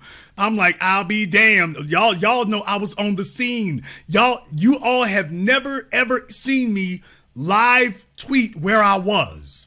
My physical location where I am in real damn time. Let's be very, very clear. If a nigga want to see Jason Black, I'll be damned. Last year, I gave y'all the blow-by-blow going up Interstate 85 through Atlanta. You want to talk about that? When I was in New Orleans, I told y'all I was there live doing the damn program. Like, by the way, if you saw a fella wearing all black with a Saints cap on around the Superdome looking surly as hell, that was me. So I'll be damned if, let me be very, very clear. Let's just stop the bull jive. If a nigga want to find me, it's not that hard, to be totally honest. But by the way, especially Roland Martin, don't know who that is. Dude, I was running all over New Orleans trying to find you last year. He didn't say a word. When he was at that Superdome, he didn't want to say nothing. I'm like, okay, he posts up his videos an hour later. So he was at the stage, he ain't said nothing. He's running up the stage, running off of it. An hour later, he posts up. I'm like, I'll be damned. I'm at the front of the place, I'm at the back of it. He's going from there to the Civic Center. I'm like, this Negro is on the run. I let the whole damn world know, wait a minute, Roland is in New Orleans? Nigga, I busted a U on the freeway. I busted a U on 95 and said, oh, here, let me get back. And I showed y'all I'm on my way. I showed the video of it in real time. I posted pictures of it on Twitter, Facebook, and everything in real time so y'all can see this ain't no joke. I'm on my way. No. Seriously, for real. I'm on my way. When I got to New Orleans, I'm showing the Superdome. I'm at Loretta's. I'm doing everything, y'all. I'm here. So don't let him pull that. Don't none of y'all let him pull that con job on y'all. I spent that whole damn weekend looking for his big ass. Hell, remember that was the same weekend that I ran that little fella off of Twitter talking trash about foundationals. Remember, I got at him and got that university, Pace University, to knock him up off the block. I did all that. That was how hot I was that week. I was just that hot that week. I was running folk off of Twitter, costing them their accreditation and their status with these universities. Then I'm like, that's on the road to New Orleans. So, man, look here. Don't let that Negro lie to y'all. Sir, Jason, the way that he was telling me the story, he brought that event up, and he said that you was lying about it. And the fact that when he got there, that he said something about he went live, that you was lying about the whole thing. This man actually told me to ask you some type of questions or whatever. Basically, what would you be doing? Like you're saying all this stuff, but what is actually, like, what can you actually be doing to help improve, the black situation? Okay, or but whatever. I'm nervous. Well, let me go ahead and interrupt right here, because notice what he didn't say. So Roland is so unafraid and so unconcerned that when you told him that, he's like, oh, I was on there live. First of all, he didn't say where he was. That's the first thing. He was on live. I just told you. Yeah, he did put up video. He wasn't posting live like that. He was posting up video later. Because if he had posted up live, I would have been tapping him on the damn shoulder while he was talking. That's what I would have been doing. If Roland Martin had been live, I'd have been like, yeah, commercial break, nigga. That was unannounced commercial break. So, like I say, it's just, he's only saying that because it's a year later and he's hoping nobody remembers. I damn sure, that cost me a lot of damn money to spin around and go down there like that. But I'm like, hey, I got to make a point so y'all know I'm on deck. I don't even need no backup. I don't need any backup. I don't need nothing. Trust me. Jason Black can make his international debut tonight, nigga. We can do it tonight. Really, I can. If you think, Folks, let me explain something to you all. For real, just saying what it is. I love radio. My whole thing was about radio. I started all this because I like the audio format because audio was always cheaper to transport than video. So audio has always been the way to go. So I've always preferred that because no matter where anybody is, getting video might have bandwidth issues, but pretty much you can play audio of what I'm doing on dial-up. So anywhere in the world you are, you can play what I'm doing, at least the audio of it. So I've always preferred that, and I'm an information guy, an X's and O's kind of guy. That's my kind of thing about that. Now, about the video thing here, let's be very, very clear about this. And I'm going to let you finish here, so I'm just interjecting here so it don't get twisted. Let me be very, very clear with y'all about something. Yeah, no problem. I was at Black Empowerment 1. Let's be very, very clear. I was at Black Empowerment 1, people. I'm the one who posted the video of Dr. Claude Anderson getting out of the limousine that I rented for him. That was me. That wasn't Sam taking the video. That was me. When they announced that Dr. Claude Anderson was going to enter the auditorium, when y'all turned towards the doors, I was the guy standing next to Dr. Anderson. I ain't telling you what somebody else told me. I was standing there. If you looked at the doors, you saw me. I'm just not no clout chasing nigga like that. If you were there, you saw me. I'm not here to intrude on nothing. You know why? Because if Jason Black shows up, then it becomes a competition between the people who came to see Jason and the people who came to listen to Dr. Anderson. And I'm all about the message. The reason I admired Malcolm X as a man was because Malcolm X understood the pecking order and the hierarchy. Minister Farrakhan has talked about that. Every time Malcolm X talked to the media, they would try to magnify him over Elijah Muhammad because he was the national minister. And yes, he had a more presentable voice than Elijah Muhammad, but he would always talk about my teacher, Elijah Muhammad. The Honorable Elijah Muhammad teaches us. He would always bring the focus back to Elijah Muhammad. He would minimize himself and maximize Elijah Muhammad. Don't you understand how rare that is? Because most people fall prey to the cult of personality and they would make it about them. And my problem is once it becomes about the man, the message gets lost. Now, can you maintain that kind of message discipline? I ain't gonna say no names. I'm just gonna say maybe some of them been in my films. But you gave them a microphone, they got a name, and the messages died.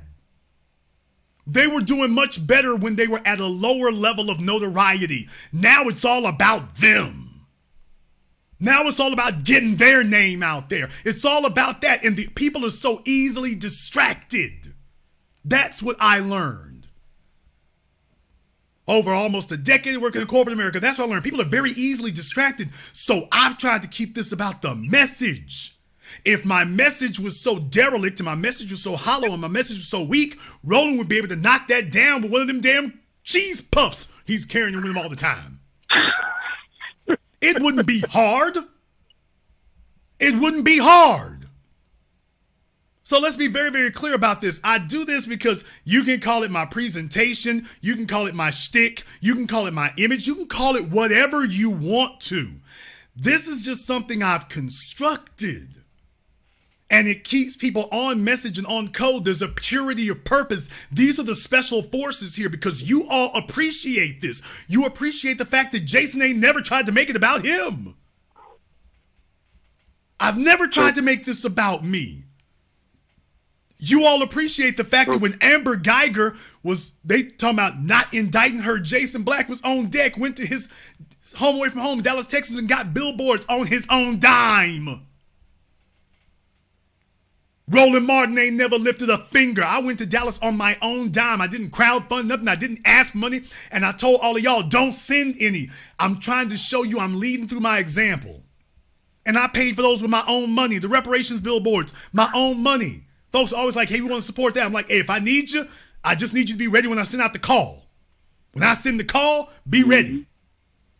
But that's it. And you all are folks who appreciate that, not somebody trying to make a name for themselves. Roland needs to make a name for himself because he needs to argue, hey, I got enough screen presence and folk know me. Give me a White House job. Jason ain't bucking for no White House job or any other. That's the difference. But so let's be very, very honest about this.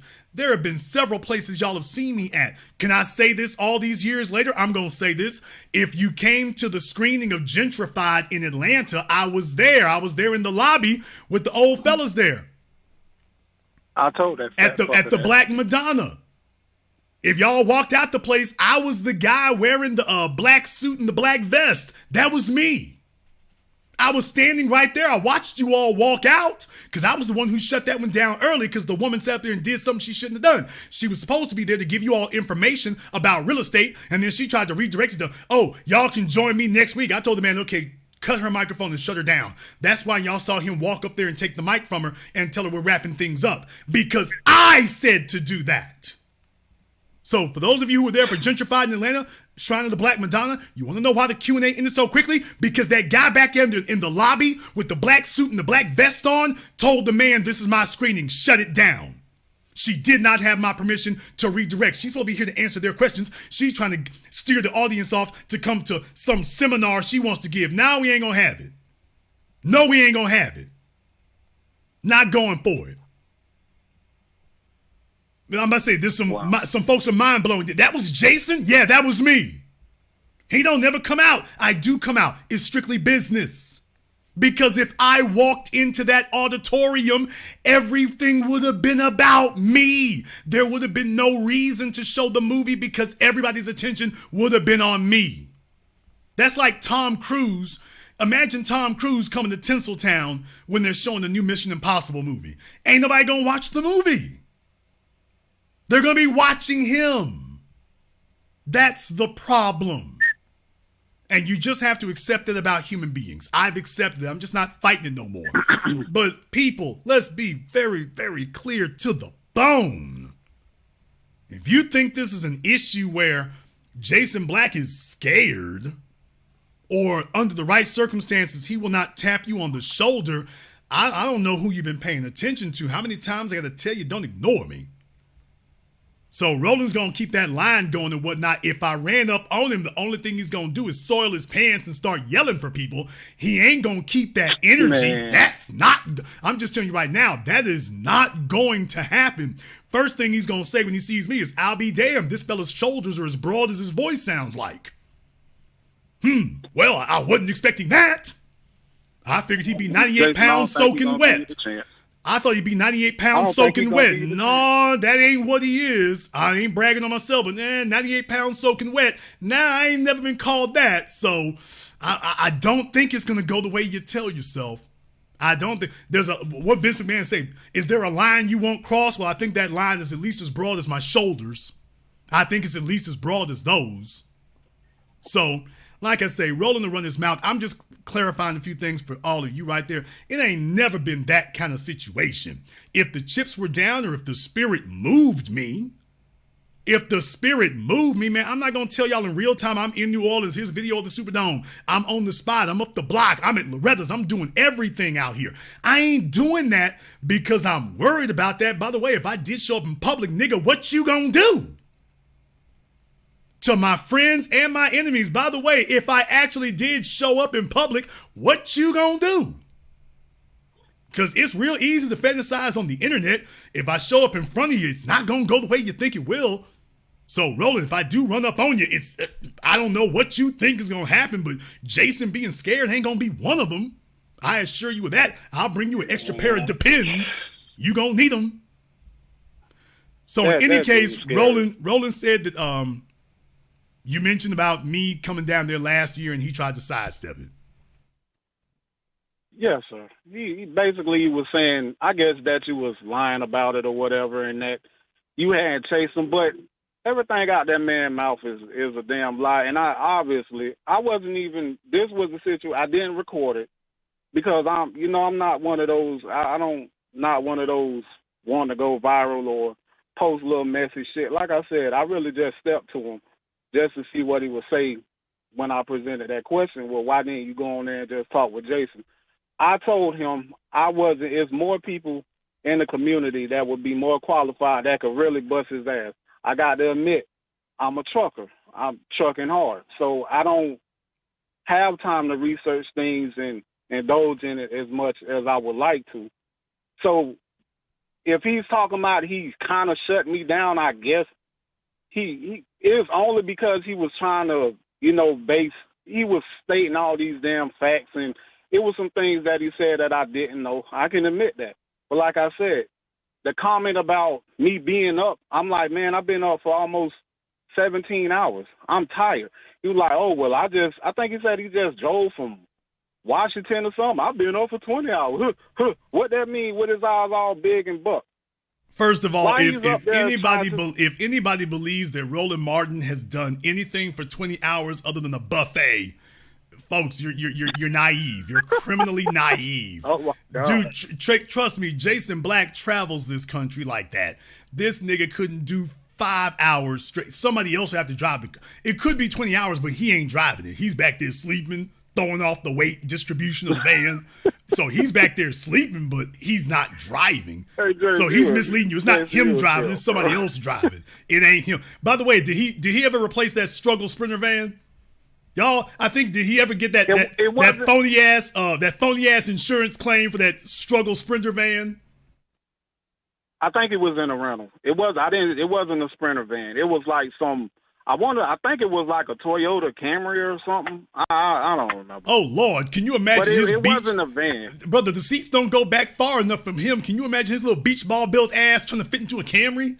Oh, no. There's a man. Oh, no, I've owned several General Motors full-size products. And, oh, no, brother. No, the rails don't go back far enough. That seat back. That would have to be lean back. He must have broke them.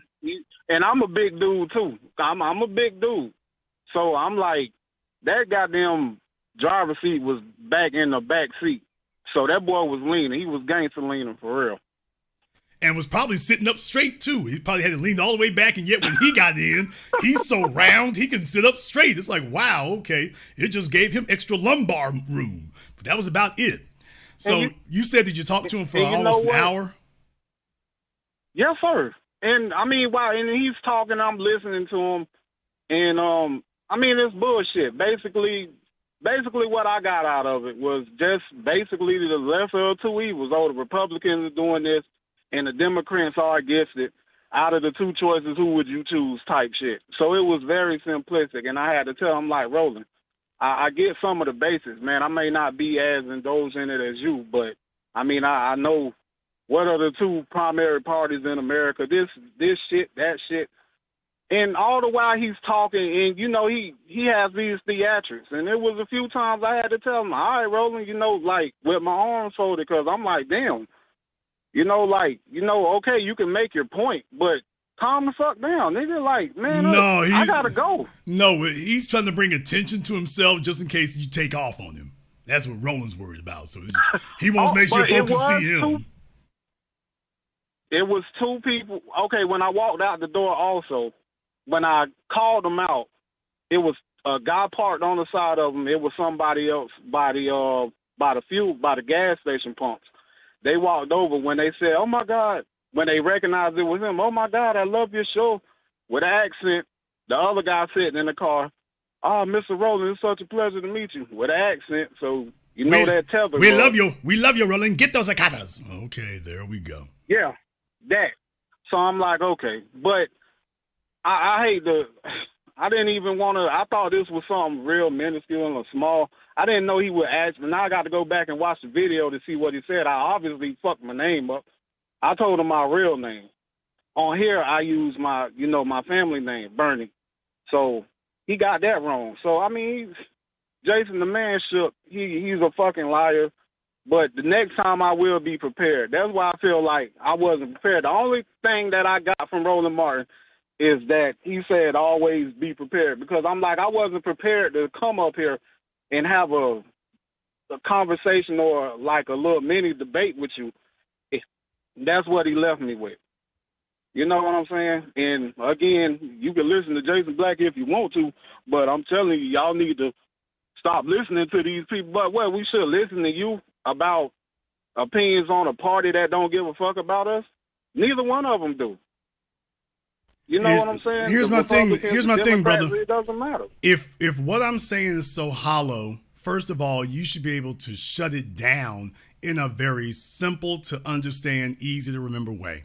I sit here with, if I tell you about Kristen Clark, you try to sit here and tell me, and this jackass Dr. Carr, by the way, if y'all are getting the education from this Nimrod at Howard University, that's why niggas have come out of Howard University. Nobody cares about that.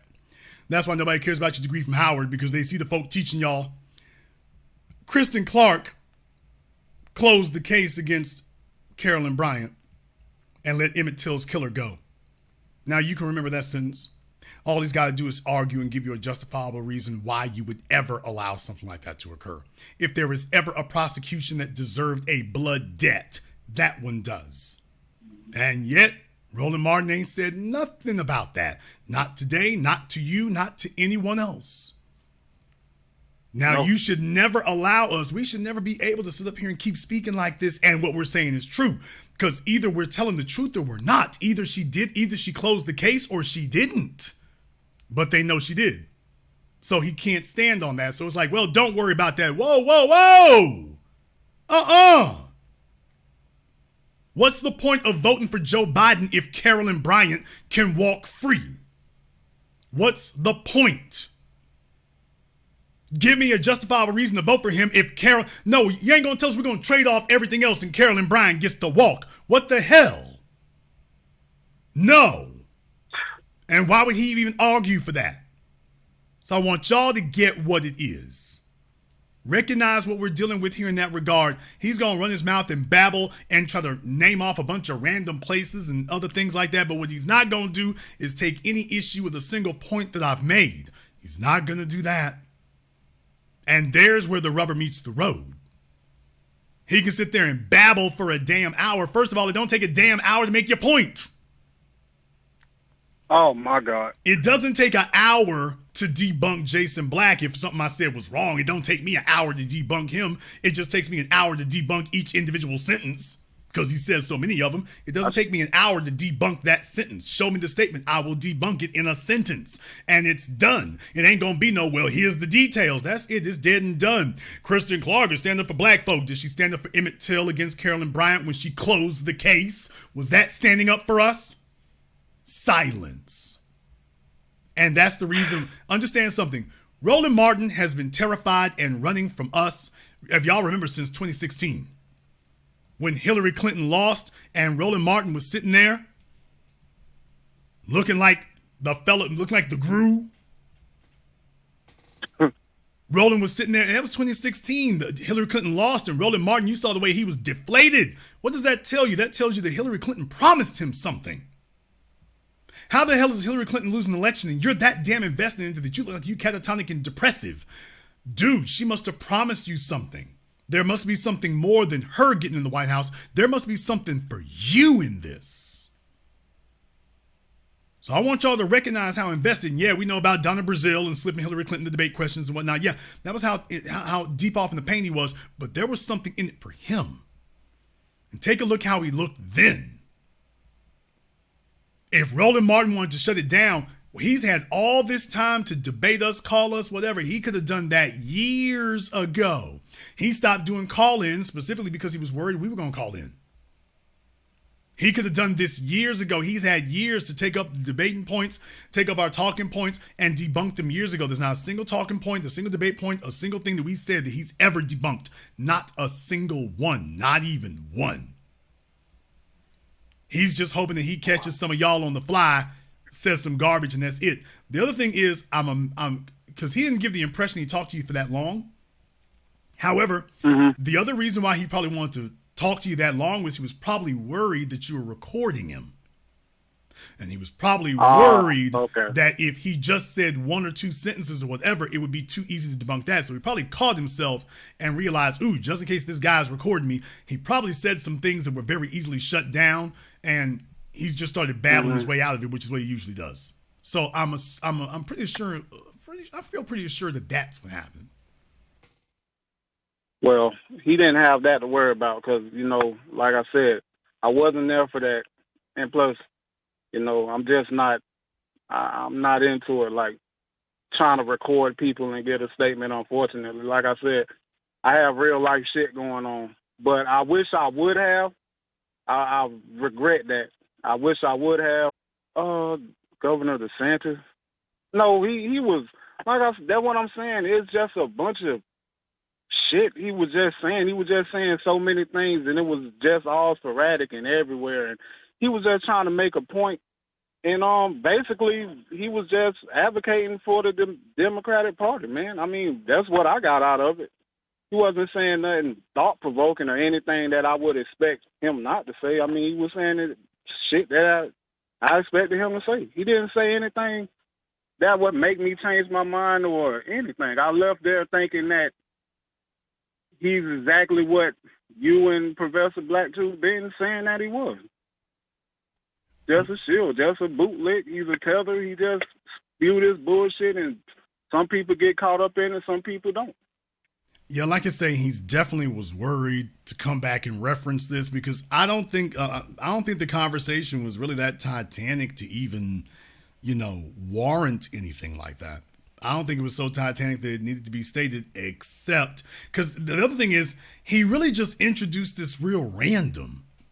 Did y'all notice the way he interjected this in his program? It was just real random. It wasn't really germane to what was going on. It wasn't a part of it. It wasn't really germane to that.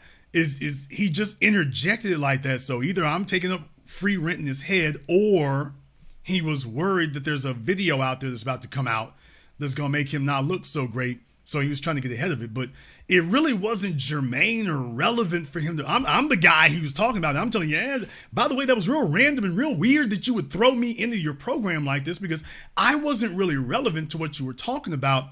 So you must be worried about something else. And what he's worried about is, because here's the problem. Mm-hmm. You might not think of yourself this way, Bernie, but I don't know what the image is that people have of the average audience member here at the Black Channel. I don't know what the image is that they have in their heads, but in a lot of regards, I'm willing to wager that it ain't you.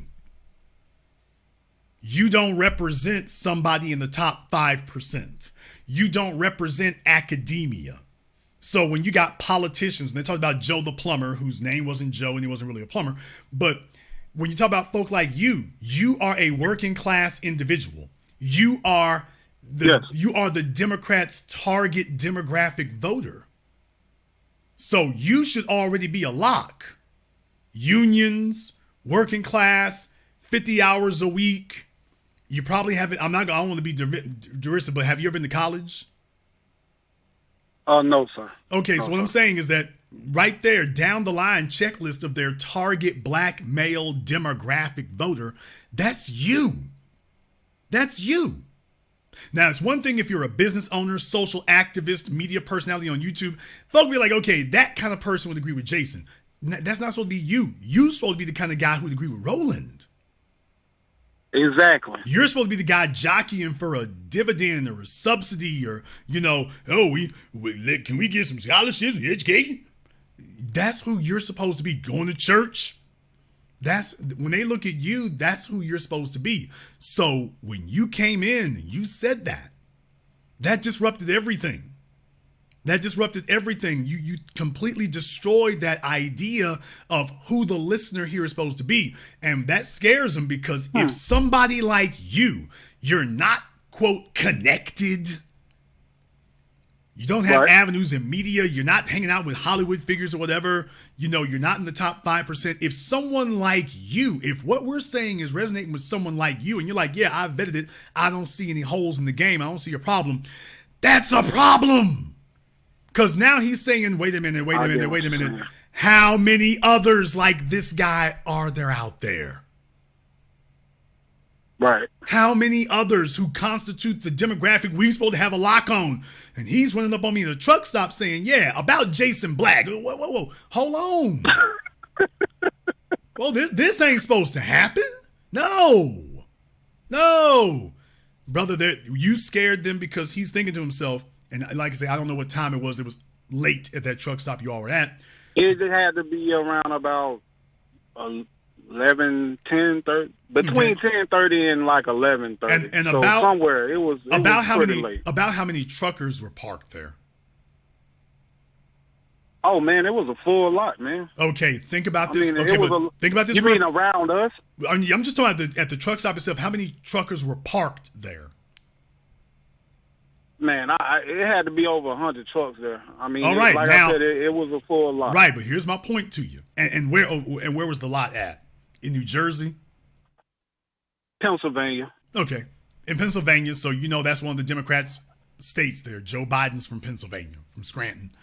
So that's one of their bellwether stronghold states that they try to claim as theirs every cycle. And you represent the working class blue collar people that allegedly they got on lock for the Democrats. Now we're at a truck stop, right. 10:30 at night, 100 trucks idling. And here you come running up. Mm-hmm.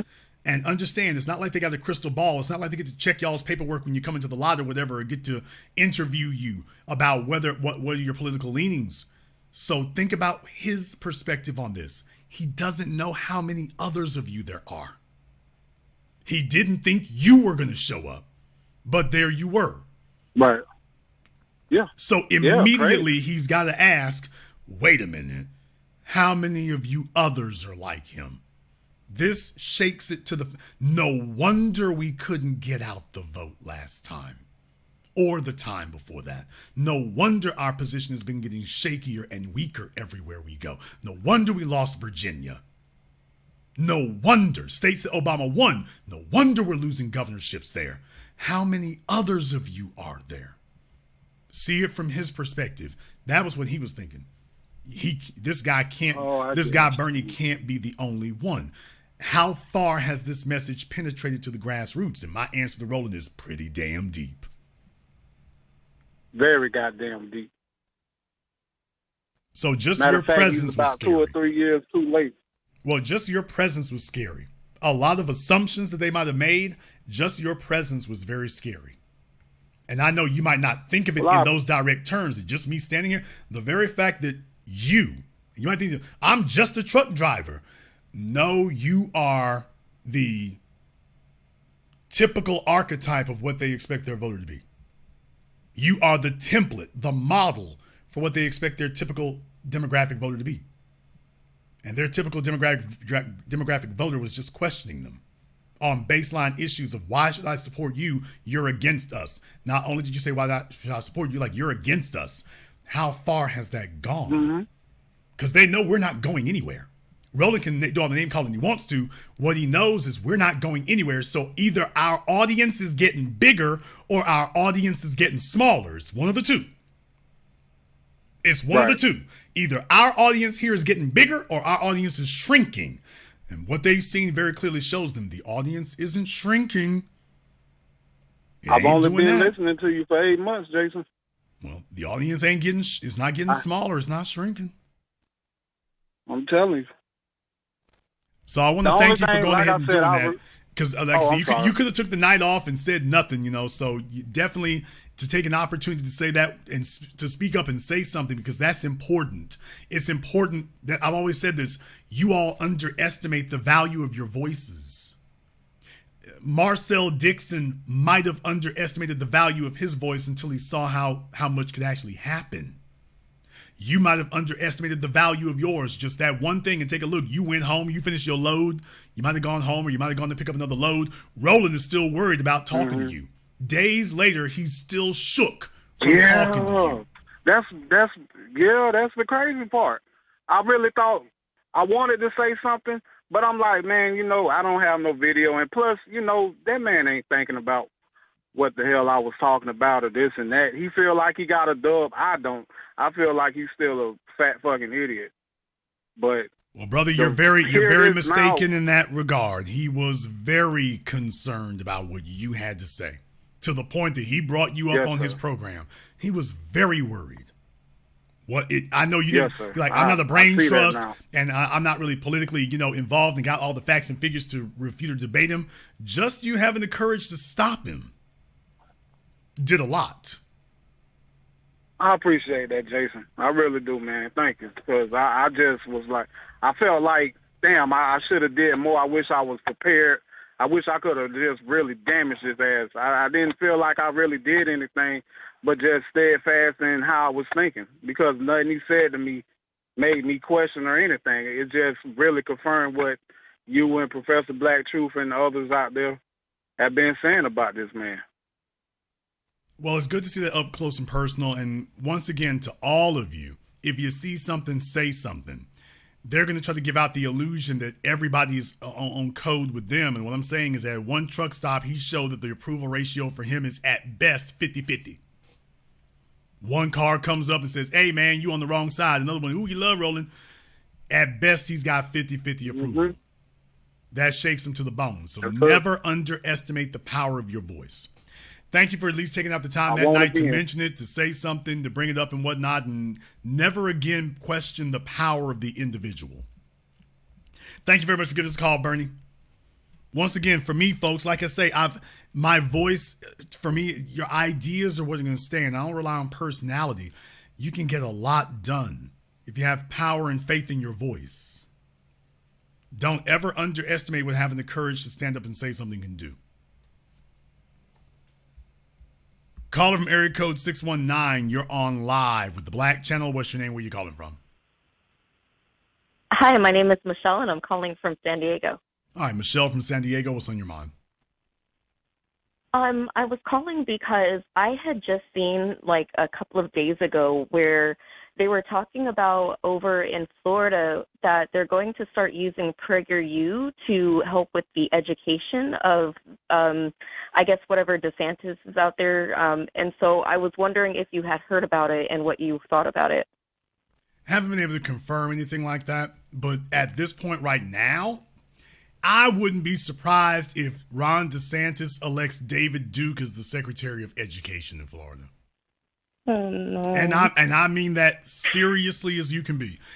Literally, nothing would surprise me coming from that guy.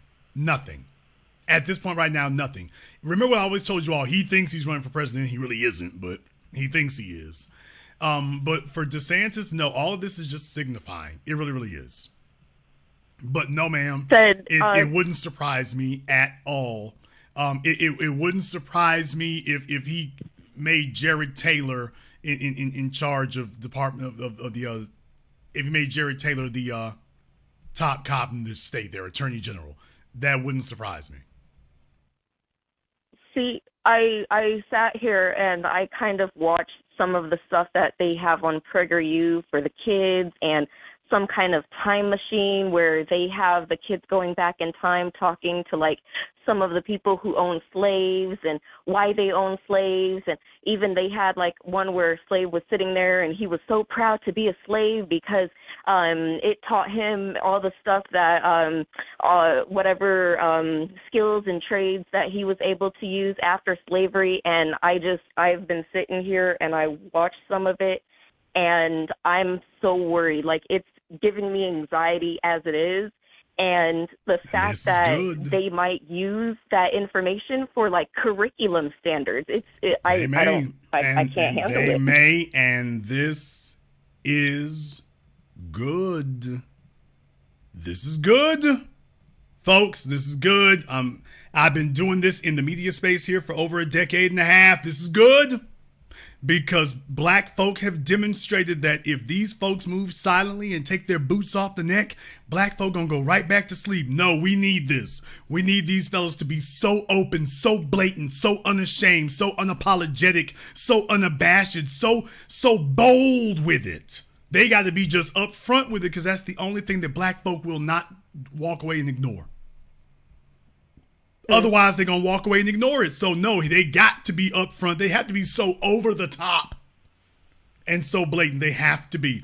Otherwise, black folk, if Ron DeSantis was moving like Hillary Clinton, we'd be dead. If he was moving like her, by him being so blatant and upfront with it and so outlandish, baby, this is what we need.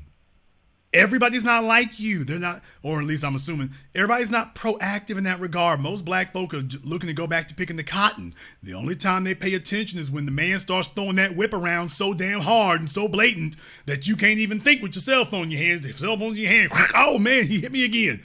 Right across my head this time. Yeah, that's what it takes. Not lashing you across the back, but lashing you across the face.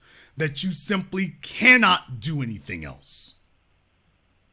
You can't do anything and else. it's I already moved down south, and I'm already having problems just dealing with the different culture out here and how people can just be so ignorant.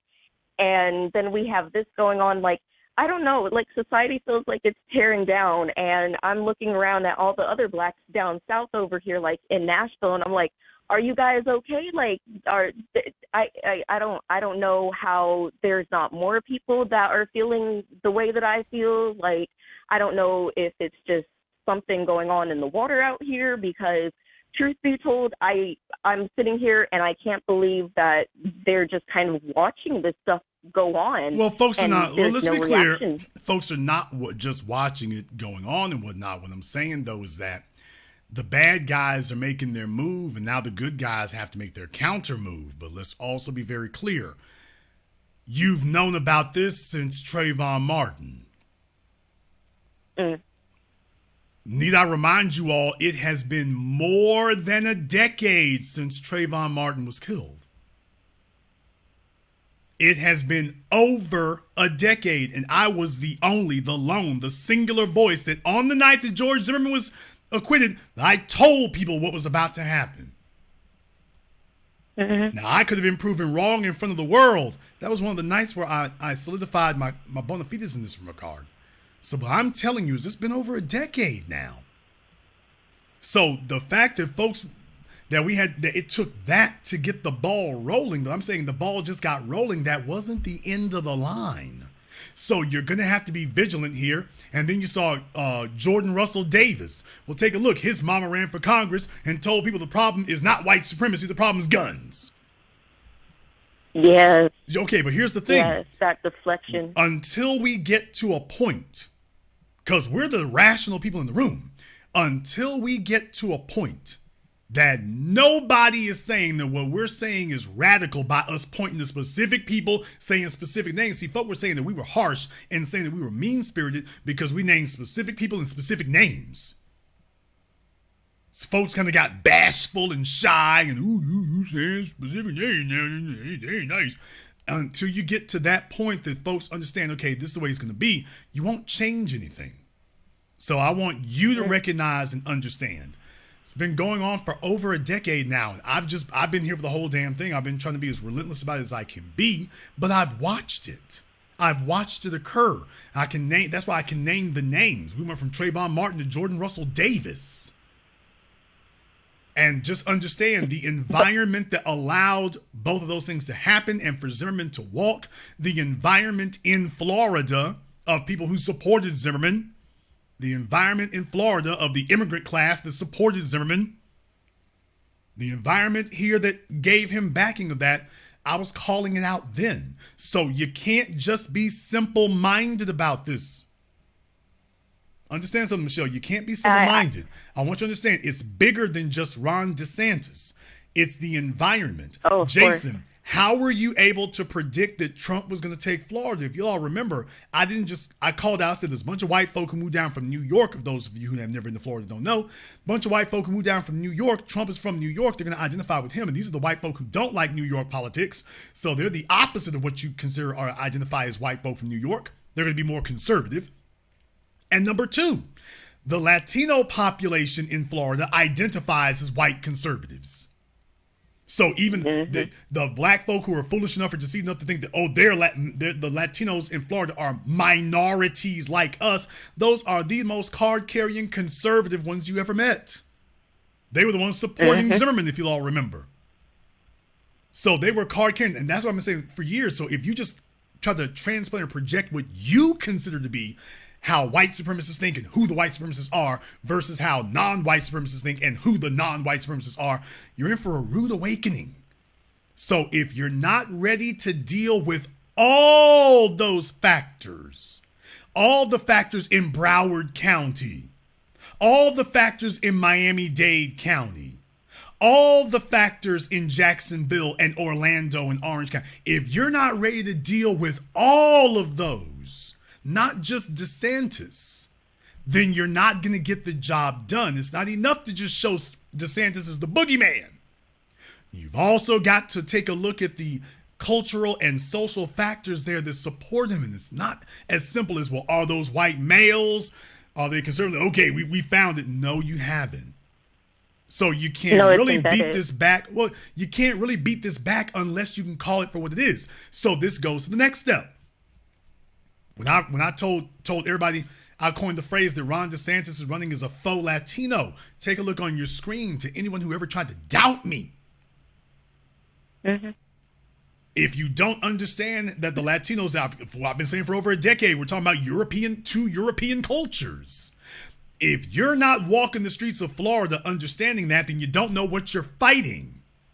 So you can't just call out Ron DeSantis. You've also got to call out the other so-called minorities that support this.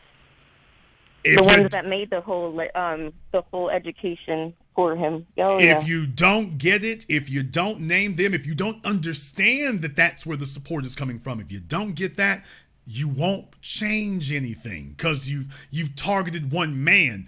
Brother Neely Fuller, that's what his whole thing was out. If his life amounted to anything, it was because he said system, white supremacy system, the system of white supremacy. It's a system. Because he wanted black folk to get over the idea that dealing with white supremacy is dealing with individuals. If you don't dismantle that system, the system has already cranked out millions. If you leave the system in place and only persecute or prosecute an individual, then you haven't done anything. The system cranks out new Ron DeSantis every single day. So even if you stamp out this one, you've got 100 others that have cropped up. So if you don't dismantle the whole system, you don't get that. So if you're going to discuss Governor DeSantis, you have to discuss him in context of the system that supports him and everyone who powers that system and maintains it. Hey, Governor DeSantis, you're beating up on black folk. You're kicking the Haitians out of Florida. Ain't said nothing about the white Latinos, the Cubans, the Puerto Ricans, the Dominicans. Ain't said nothing about them. Very interesting. What is it about them that they're so favored with you? Then you see his education commissioner. Oh, they're on code. Well, then, I can't just go after the folk named DeSantis. I got to also be watchful for Gomez and Ortiz and Gonzalez and the rest of them. Got to be watchful for that, too. And if you're not, you haven't actually gotten your arms around the problem.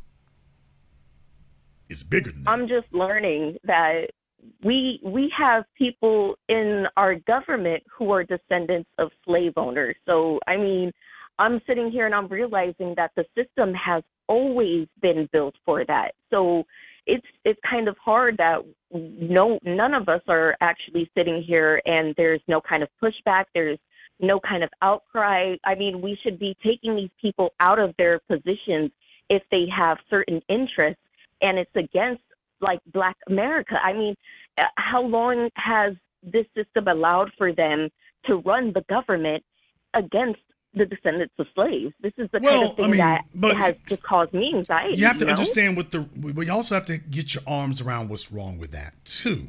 We are a different generation now, but the emphasis is on the different, because the previous generations gave these folks a pass. The previous generations, we can't get our arms around the issue or the problem until we admit that the previous generations saw these demons for what they were and gave them a pass. Stop dancing. Let's be very, very clear. You and I talk about Malcolm X today. Malcolm X was preaching to him back then. Dr. King, Stokely Carmichael, the Black Panthers. We go down the damn list. Elijah Muhammad. This has been preached for 100 years. It wasn't that the older generation didn't see it. They buck danced and collaborated with it and told themselves, well, don't worry, we'll pass the bill to the children. That's how devious the civil rights generation and part of that World War II generation was. Their whole idea was pass the bill to the children. Not because they didn't see these people for what they were. If you and I can talk about Joe Biden being a segregationist, how the hell these niggas sitting here shaking hands with him? They grew up under that. That's why I want to know that. That's what I don't understand about that. That's what I'm telling you. How are they okay with that? Because they, just like white supremacy, y'all remember this tonight. This is going to be some hard facts for you all to get here. But just like white supremacy has a code, The civil rights generation and the baby boomer generation had a code too. The white supremacists have a code of white supremacy, and the civil rights generation had a code of cowardice. Yes. They sat around giving each other awards. Could you imagine us today? Do you realize that there's not a equivalent of a John Conyers, or more importantly, a John Lewis, rather, among our generation? There ain't a single nigga you can name today, a black male, talking about, and you see, when I was during the LA riots, the police was beating on me, and I told them, I forgive you, sir. There's no equivalent of that. He would be too embarrassed. He couldn't stand in the room with any of us. You couldn't have that guy speak to any of us anywhere. We'd be throwing rotten fruit at him. He could never stand up anywhere. So you see, you can't get a DeRay McKesson to do that. Because this generation doesn't accept that. Well, no, man. I'm talking about John Lewis and Elijah Cummings. But John Lewis was sitting up there bragging about the police brutalizing him. His generation accepted that as something to brag over, is my point. He sat there for decades, not years, decades, bragging, hey, my name's John Lewis. Remember me? Got my ass beat on Silver Bridge. Got my ass whooped on Emmett Bridge. Vote for me. That was the only claim to fame he had. He never did anything. His claim to fame was, hey, I got my ass beat with billy clubs on Emmett Bridge. Vote for me so you can get your ass whooped too. And his generation liked it. We guys got to tell like it is. The civil rights generation, getting beat by white folk was a badge of honor to them. It was like a war story that they go around bragging about. Y'all think y'all seen hard times, man? Them white folks used to beat my ass like a northbound mule heading south. Them white folks used to beat my ass like an Indian throw rug. And to them, I'm literally saying that was their way of bragging about it. Think about it like this way. Think about having a football player who got knocked unconscious during the biggest play of his career. He almost caught the ball. Bam! Lawrence Taylor done hit his ass. He's out like a light in the middle of the field. Spends the rest of his life talking about that story when he got knocked out during the Super Bowl. You don't admire the nigga who got knocked out. You admire Lawrence Taylor. Like, hey, Lawrence won the Super Bowl. You got knocked out during the Super Bowl. Okay, but the civil rights generation is the guy who got knocked out. And they spent every damn decade since trying to brag to us that that was something as a badge of honor. And the truth of the matter is because they were too cowardly to do what we did. But they're still alive and still here, and they see they get no respect. So now they have nothing to brag over anymore. Because now everyone can see them for what they are. And that's why as their numbers dwindle, our numbers grow, and that's what they're looking for. So just understand, if you want to know how that is and how that's drug on for so long, it's because we're just coming into the seats of power and the reins of power to control those things. We never would have voted for an Elijah Cummings or a John Lewis. They never would have gotten there. So you have to deal with the legacy of that because there were effects of that. We got to deal with the legacy of that and what we're going to do going forward. So that's why when politicians want to run on us now, we ask different questions than the civil rights generation did. You're not asking the same questions they did. I'm not asking the same questions they did. They're getting whole different questions. You've never understand something. Think about this for a few moments. Have you all ever seen politicians squirm as much as you see them squirm now when they get asked questions? You ain't never heard that. You know why? Because the civil rights generation didn't ask, sir, can we have racial peace in America? Now that's what they said. We said reparations. We also said right to self-defense. We didn't ask you for our rights. We're taking our rights. That's not negotiable. So these are totally different questions. When Bernie Sanders got hit about reparations, he started squirming. Sonny Hostin hit him, squirming. Wolf Blitzer hit him, squirming. Joe Biden, Kamala Harris, squirming. They've never had to deal with that in their political careers. What does that tell you? They're getting hit with questions they never got hit with before. And they know that there's only one acceptable answer, and they can't give that one. So all they can really do is give the wrong answer and watch their political fortunes go down in flames. Need I remind you, Ron DeSantis is an idiot and a goof and other bunch of things. But for his base, Ron DeSantis knows the right answers to give when they ask.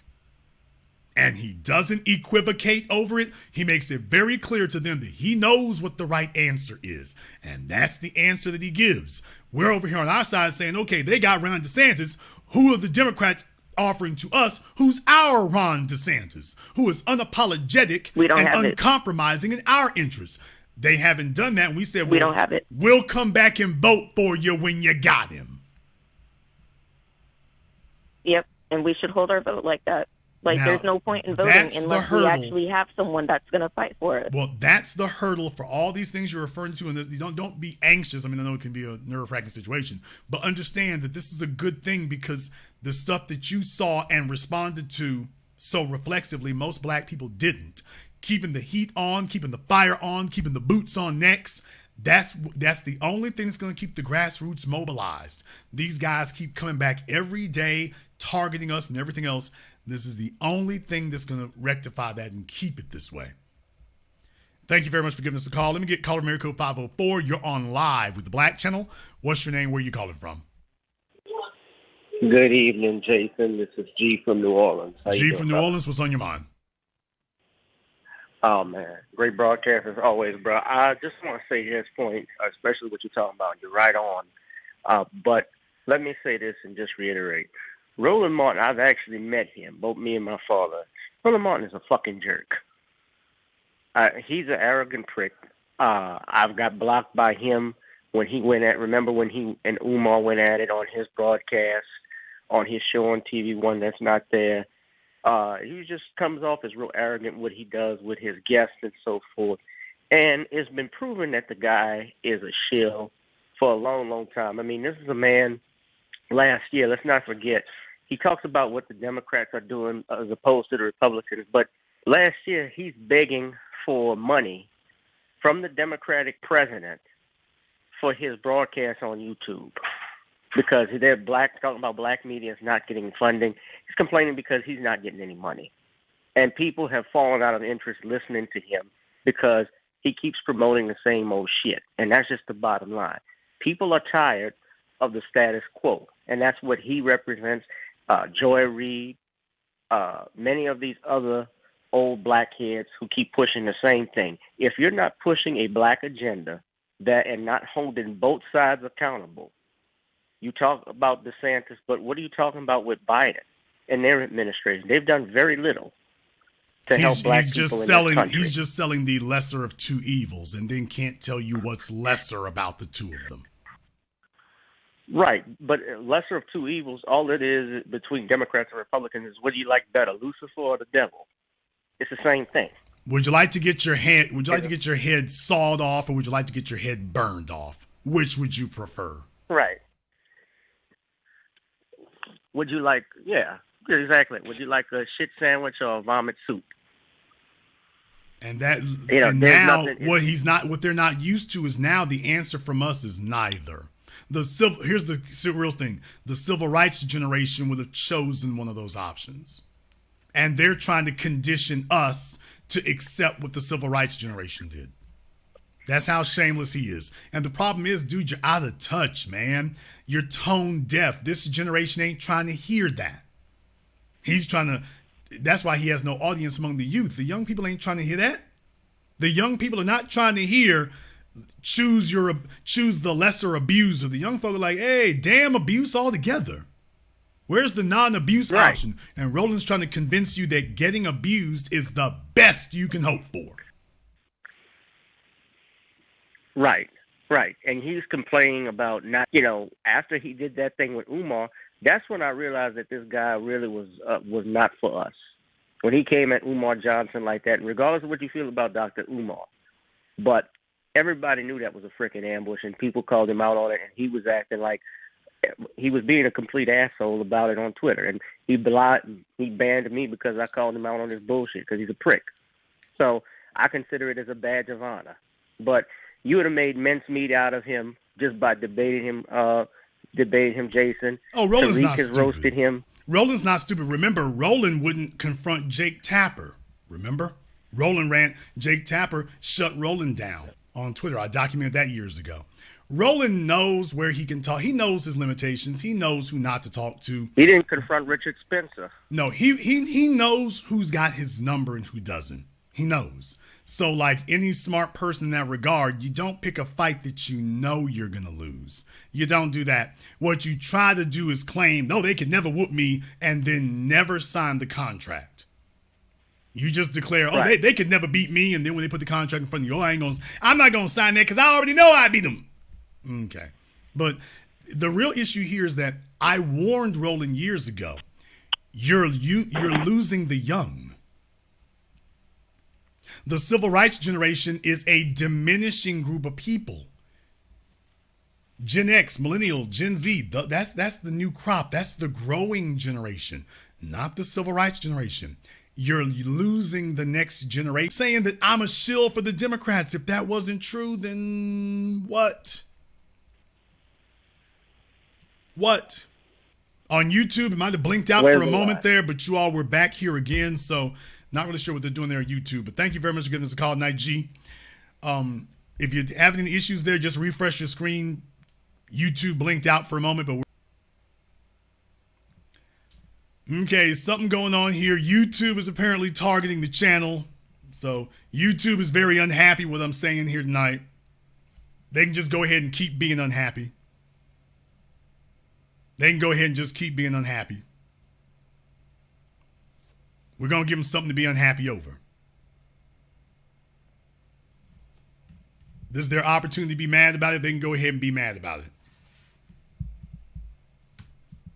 They can go ahead and be mad.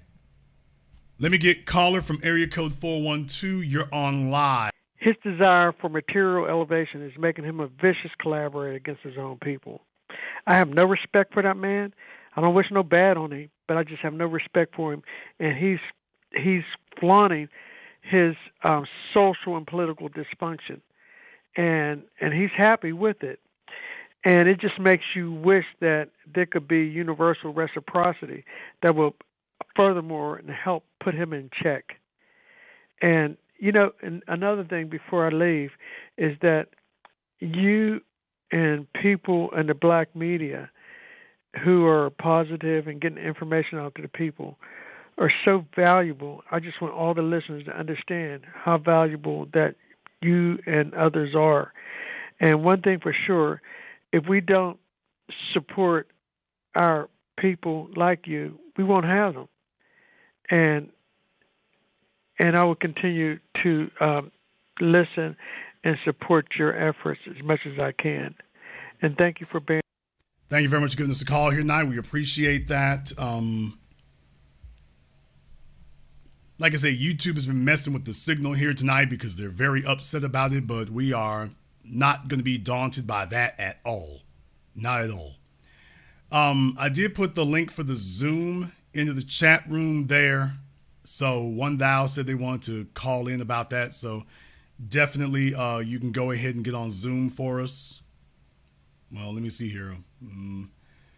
Michelle, let me get you the whole back here for just a moment. Let me see if I can get One Thou on Zoom right now. All right, One Thou is going ahead and connecting the audio for us. All right, brother One Thou, what is on your mind? Let me make sure you can actually hear us. One Thou, can you hear us? Okay, y'all. One Thou is working on being able to be heard. Somebody let them know that we can actually hear them. Well, speak. All right, the brother said he wanted to talk to us, and he is apparently unaware. When he shows up on the screen, he's going to be like, ooh, am I really there? Yes, brother, you're on the screen, but he's not saying anything, so I don't know. He is confused. Okay, well, One Thou, I'll give you 5 seconds to figure out if you're on or not. I can't stay here all night with you.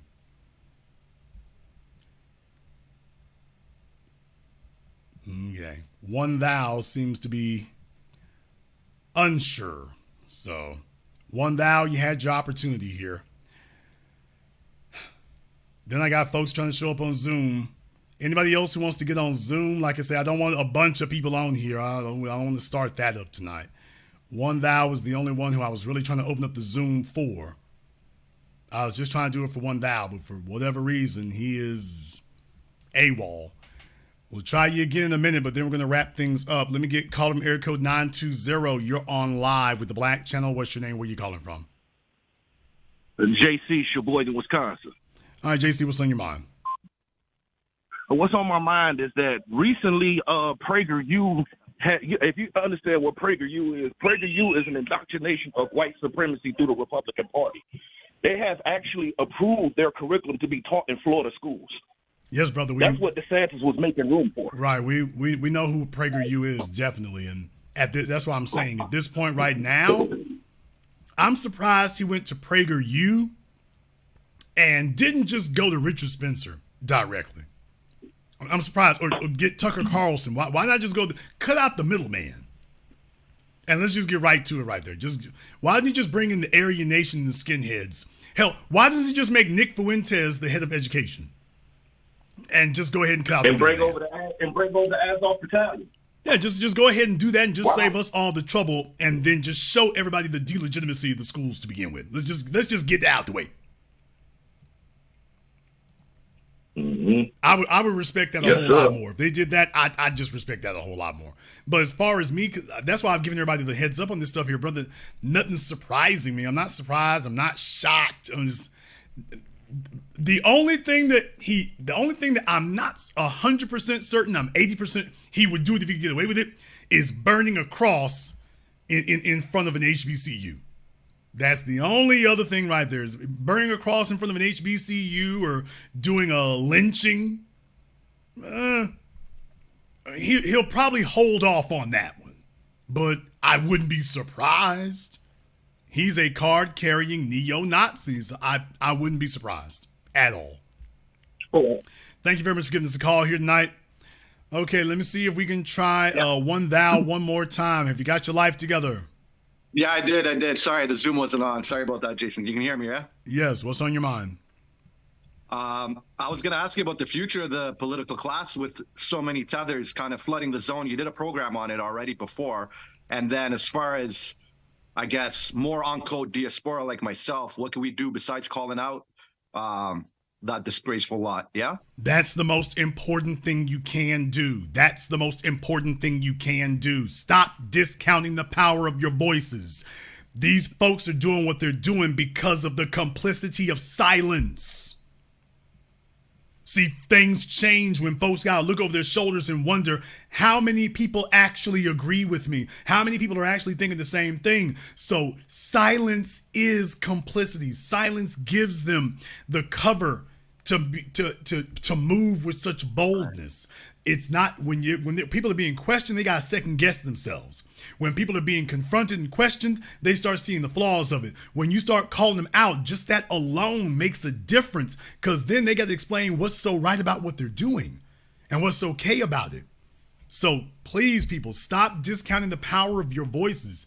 We would be twice as far along as we are today if a decade ago more people had simply spoken up. That's what I was saying.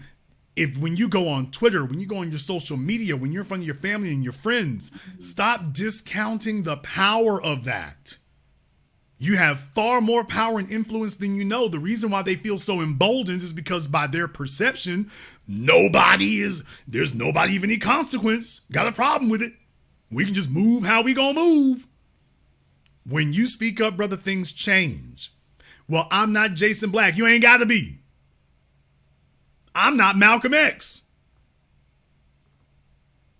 I didn't say, well, Malcolm's not here. What does I have to do? I open my mouth and hey, I got something to say. And now I'm just going to back it up with the facts and the figures and everything else. So what I would tell you is, don't be insulting about it. You don't want to do a bunch of name calling if you can avoid that. But by the same token, make sure that whatever arguments you make are on code.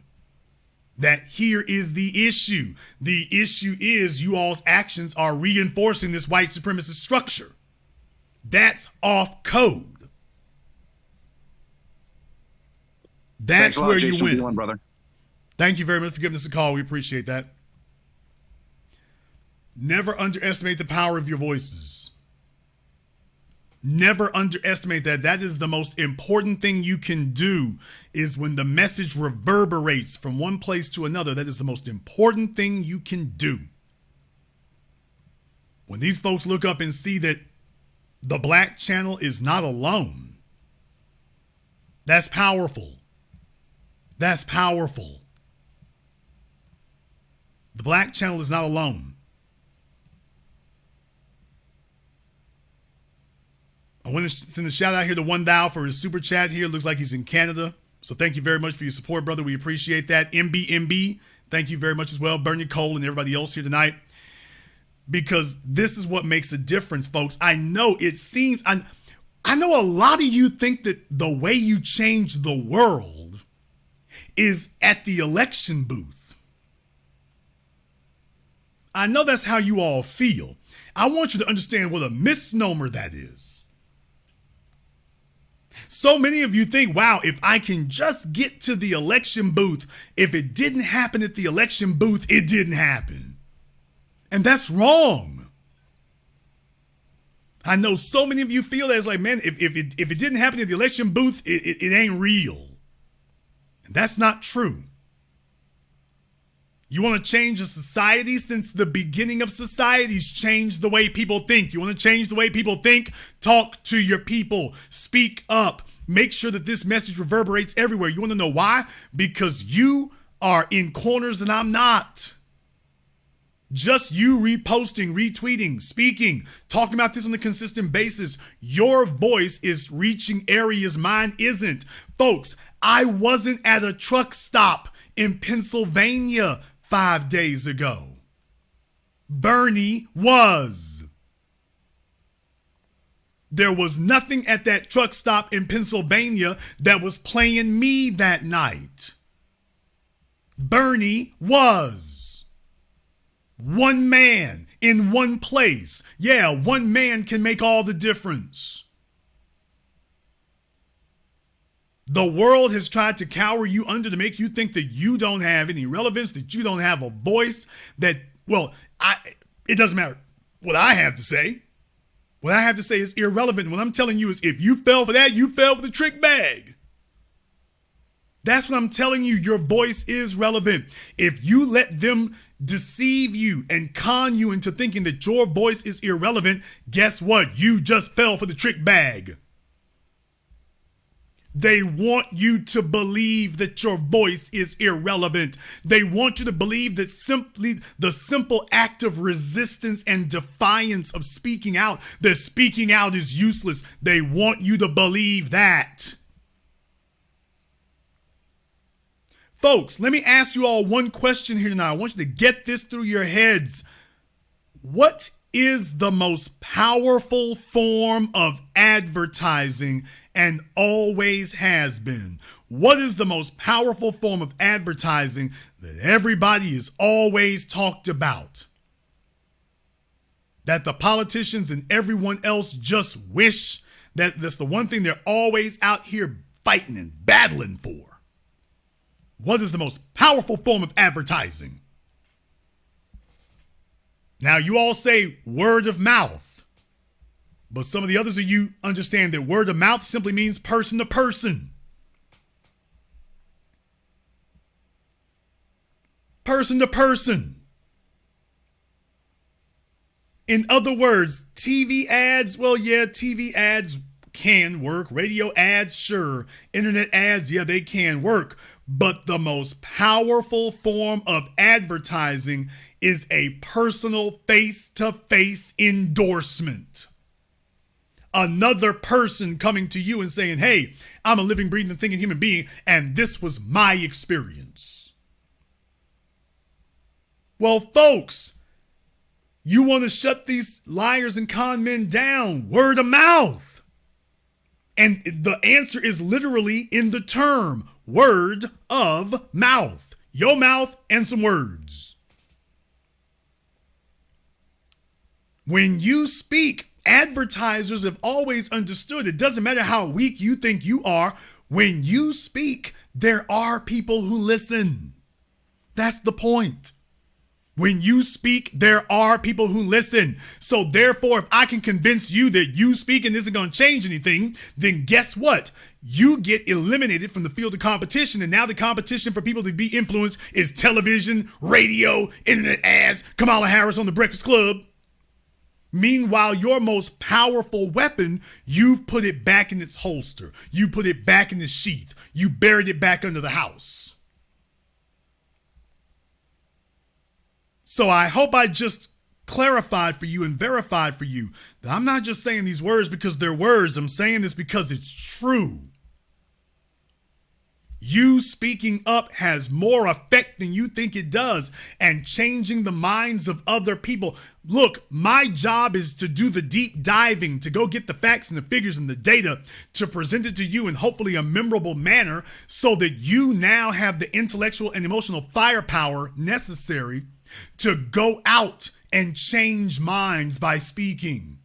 If you don't know what to say, that's fine. Come here, sit down. 2 or 3 hours, I'm going to have you up to speed. And now you've got what you need. At the very least, to get the ball rolling. You might not be able to do a debate at Harvard, that's fine. But for the people that you know, what I give you is more than enough for them. It's more than enough to refute and overcome any objections that they got. That's my purpose here. My purpose is to get to do the deep dive so that you'll have, everybody needs to have that. My job is just to make sure you can keep up with it. I didn't say it'd be easy. My job is to give you the high level information. Your job is to break it down for everybody else. Spread the word and stop doubting the power and efficacy of your voice. Stop doubting it. Getting people to doubt themselves is the most powerful weapon that the enemy has. Getting you to doubt yourself. Because when you doubt yourself before you've even started throwing a single blow, what that means is you've already surrendered. Stop doubting you. I don't just say it for nothing. We're all Jason Black. Have faith in yourself. Have courage. You don't have to know everything. You just need to know 1 or 2 things. You'll be good. And then you can build on the next 1 or 2 things.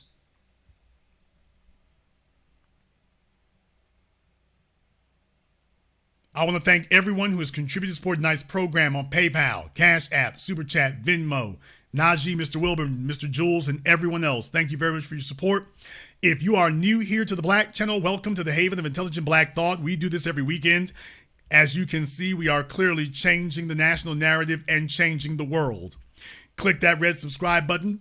Click that yellow notification bell. Join us each and every time that we're here. If you haven't been to our website, blackchannelfilms.com, you want to go and check out our groundbreaking best-selling documentary work, 7 a.m., Gentrified, Race War, all available on DVD and streaming. Go to blackchannelfilms.com. That is blackchannelfilms.com. I want to thank all of you for tuning in to tonight's program. Thank you for liking and subscribing. Thank you for sharing. And thank you for supporting what we do. You have gotten a return on your investment. It is changing the world. And this concludes tonight's broadcast of the Black Channel.